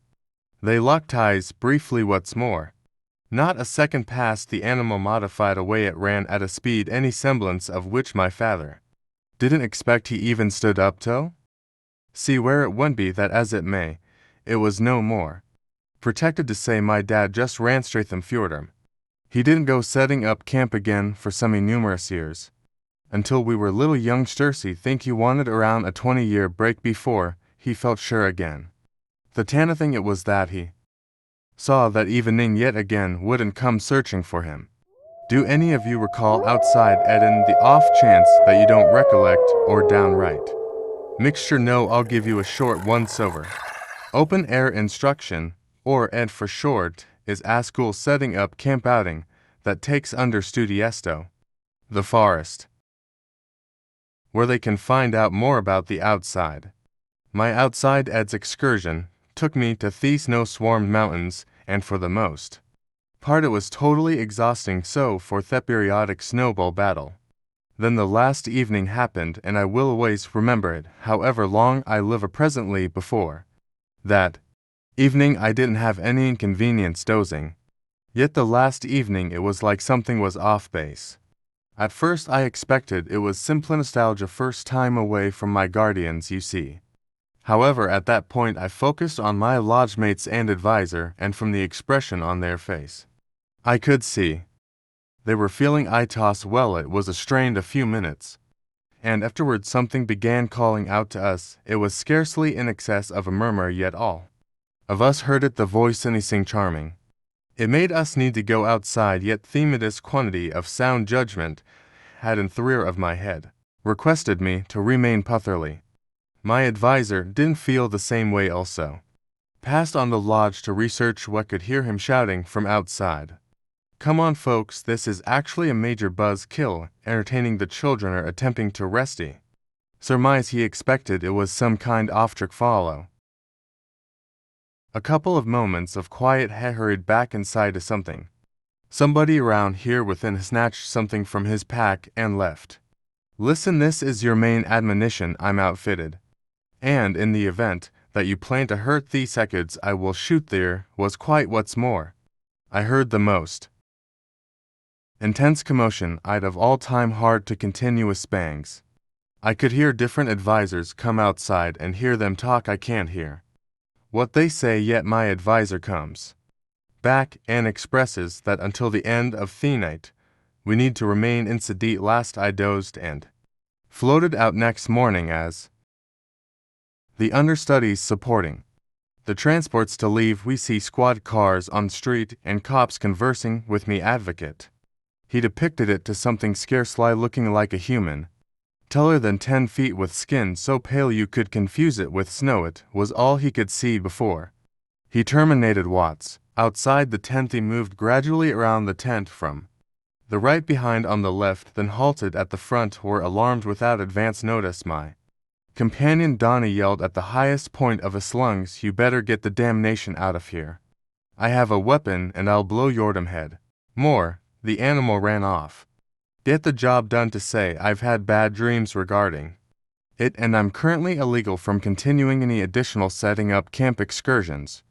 Now that I'm a piece more seasoned and a tad bit more extensive, my most realistic estimation is that it was a Wendigo. Yet this was Southern California, an uncommon spot for such a cryptid. Each mid-year I go to this camp somewhere down in Pennsylvania, called French River Book of Scriptures Camp. I was with the grade 11 to 12 age bunchers. Been numerous accounts passed around throughout the long term about underhanded animals living in the forest. One was known as the Goat Man. He was depicted to resemble Satan himself, having red eyes. Some asserted to have seen him, yet I didn't trust them. They're used to 5 different rest regions at this camp, 3 for folks and 2 for young laddie. SP that as it may, a couple of years prior, resting region 5 caught fire one night while individuals were enjoying the great outdoors. There nobody is certain the way that the fire began, since the lodges don't have power, and fire authorities said it was definitely not a backwoods fire that caused Unit 5 to consume. This was at that point sufficiently peculiar. Presently I was in Unit 4, the uttermost away from human progress.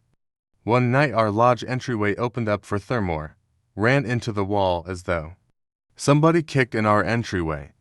Yet We sparkled a spotlight outside. Andrew searched and saw nothing. Let some no individuals. The following morning, however, didn't respect it. Remember, the weather conditions was not the slightest bit breezy. Was this a sign we ought not be here presently? This is where stuff got serious. It was the second to the previous evening before Westheld returned homians more the weather. Conditions was quiet. It was around to 30 a meter, and my whole lodge was awoken to the noisy sound of our wooden entryway being pummeled open. Minutes after the fact, we hear a boisterous breaking commotion, and I saw the huge tree straight away to our lodge is falling towards us. I put stock in this brief moment. I looked through the window, and at the tree falling, I saw a dim figure escaping the region. The tree fell onto our lodge and crashed through the rooftop onto my lodge. Matesp. On the off chance that I had not peered through the window, he would have been squashed by the heaviness off tree. And additionally, the roof falling. This tree was extremely huge, basically 100 feet tall, and everybody in the encompassing region came to see what occurred and ensured that we were all right. We took a gander at the tree, and it was cut neatly across the base, as though somebody cut it with a trimming tool. In any case, we were so near the tree that we would have heard somebody cutting it. Soffit is incomprehensible. I really accept a person or thing was attempting to dispose of us or rebuff us. That evening, obviously, had my mum take me home immediately. What's more, have not come back since around the long time back a companion, and I were a climbing on the ad in northern Georgia. We counted a spot called Indian Memorial Park. There were no graves there, simply the stumps of fallen trees that had kicked the bucket because of a pervasion, yet it looked like a memorial park. It was late winter, and the weather conditions was sort of questionable that evening. As we were falling asleep during the tents, the breeze was blowing quite hard out of nowhere. It halted like a switch had been tossed. We set up worry that something terrible was going to occur. Climate Wisius. We stayed there listening. We heard strides off. Well, he didn't have a firearm, and he terrified the poop out of me for shouting like that.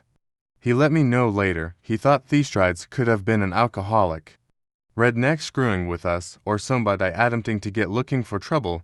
Just after he shouted, an immense round light erupted on it.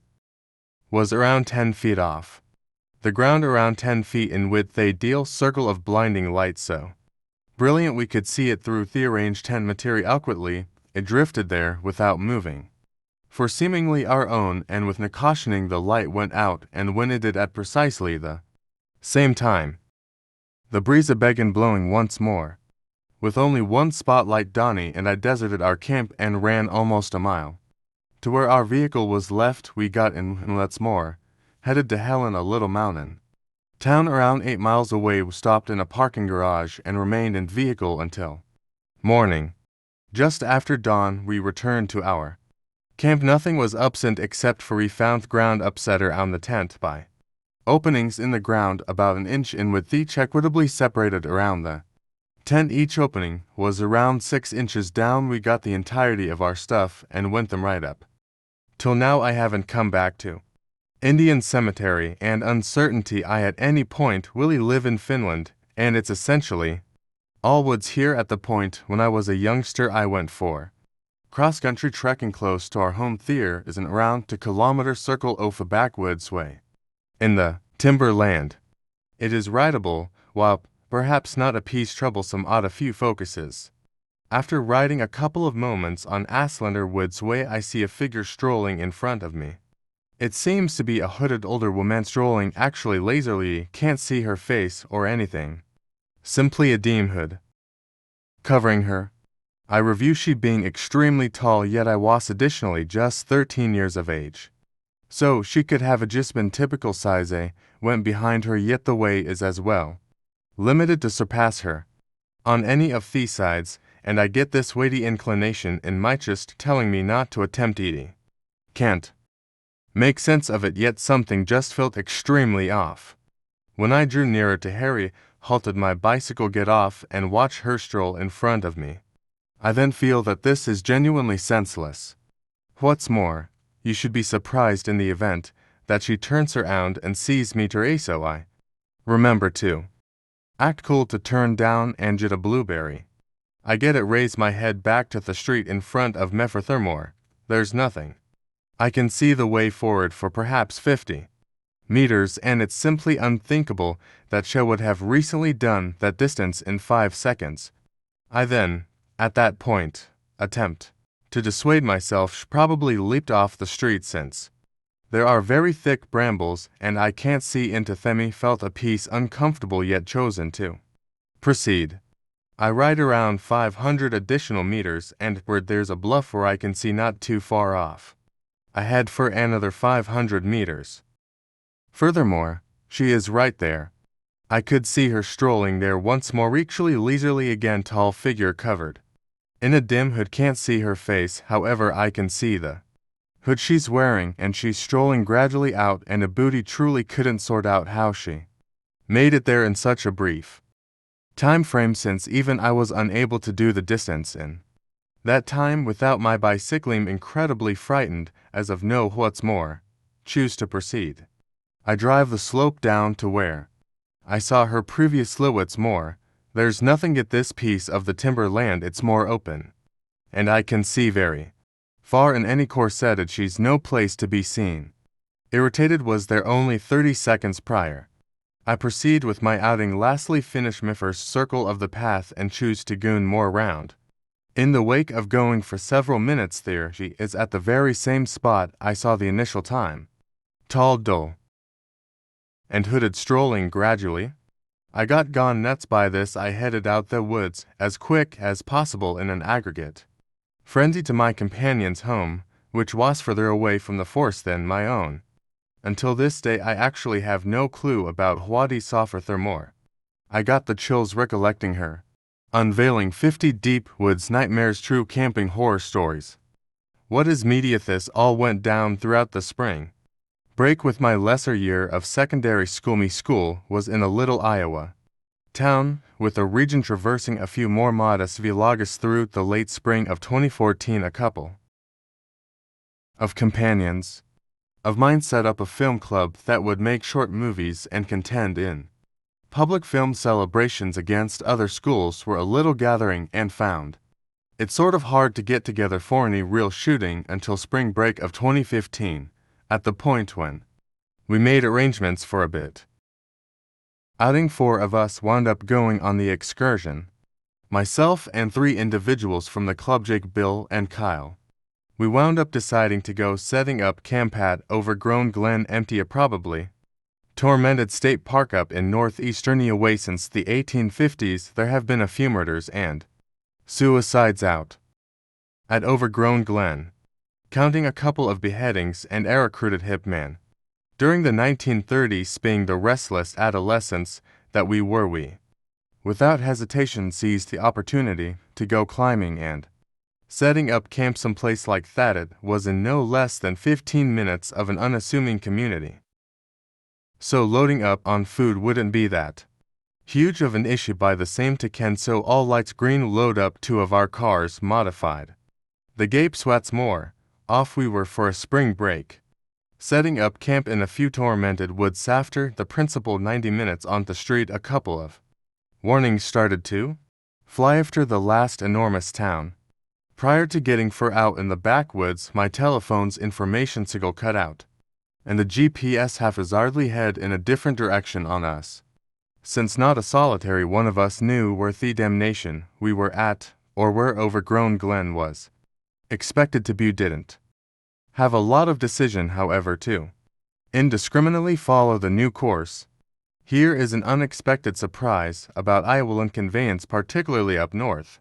Since the slopes can get somebody evident places, you end up with parts offland that are excessively steep or excessively rough to homestead, or little level bowls that are encircled by steep inclines that it makes cultivating amazingly troublesome. Over the course of a very long while, you end up with homesteads purchasing a plot of farmland with patches of impossible land trapped in between, as opposed to purchase this land and pay local charge on it for quite some time. As these homesteads stay in the family forages, the land either remains unpurchased and public were purchased by the state or gave to the state or DNR. A large number of these plots get assigned estate stops or jelly encompassed by confidential property. For example, before long, as we figured out overgrown Glen Holler. This makes sense of the confidential property Science saw by the lake, which was land bought right close to the unusable stone-covered rivulet. This is a piece significant fourth story, and now that you grasp it, we'll jump back in there once. Furthermore, I glanced around and immediately crept back to my tent and discounted it as a terrible dream and didn't actually talk about it while I was there. I don't have any idea how to make sense of it conceivably other than an odd dream and sleepwalking. However, it certainly jostled Mewhat's more. Following a weighty evening of drinking and setting up camp, we awakened and no one needed to make breakfast, so we chose to Dravendo town and track down supper. We're drawing closer, where the soil meets the asphalt and come up on 12 sheriffs impeding the street, two of which have overflowing was.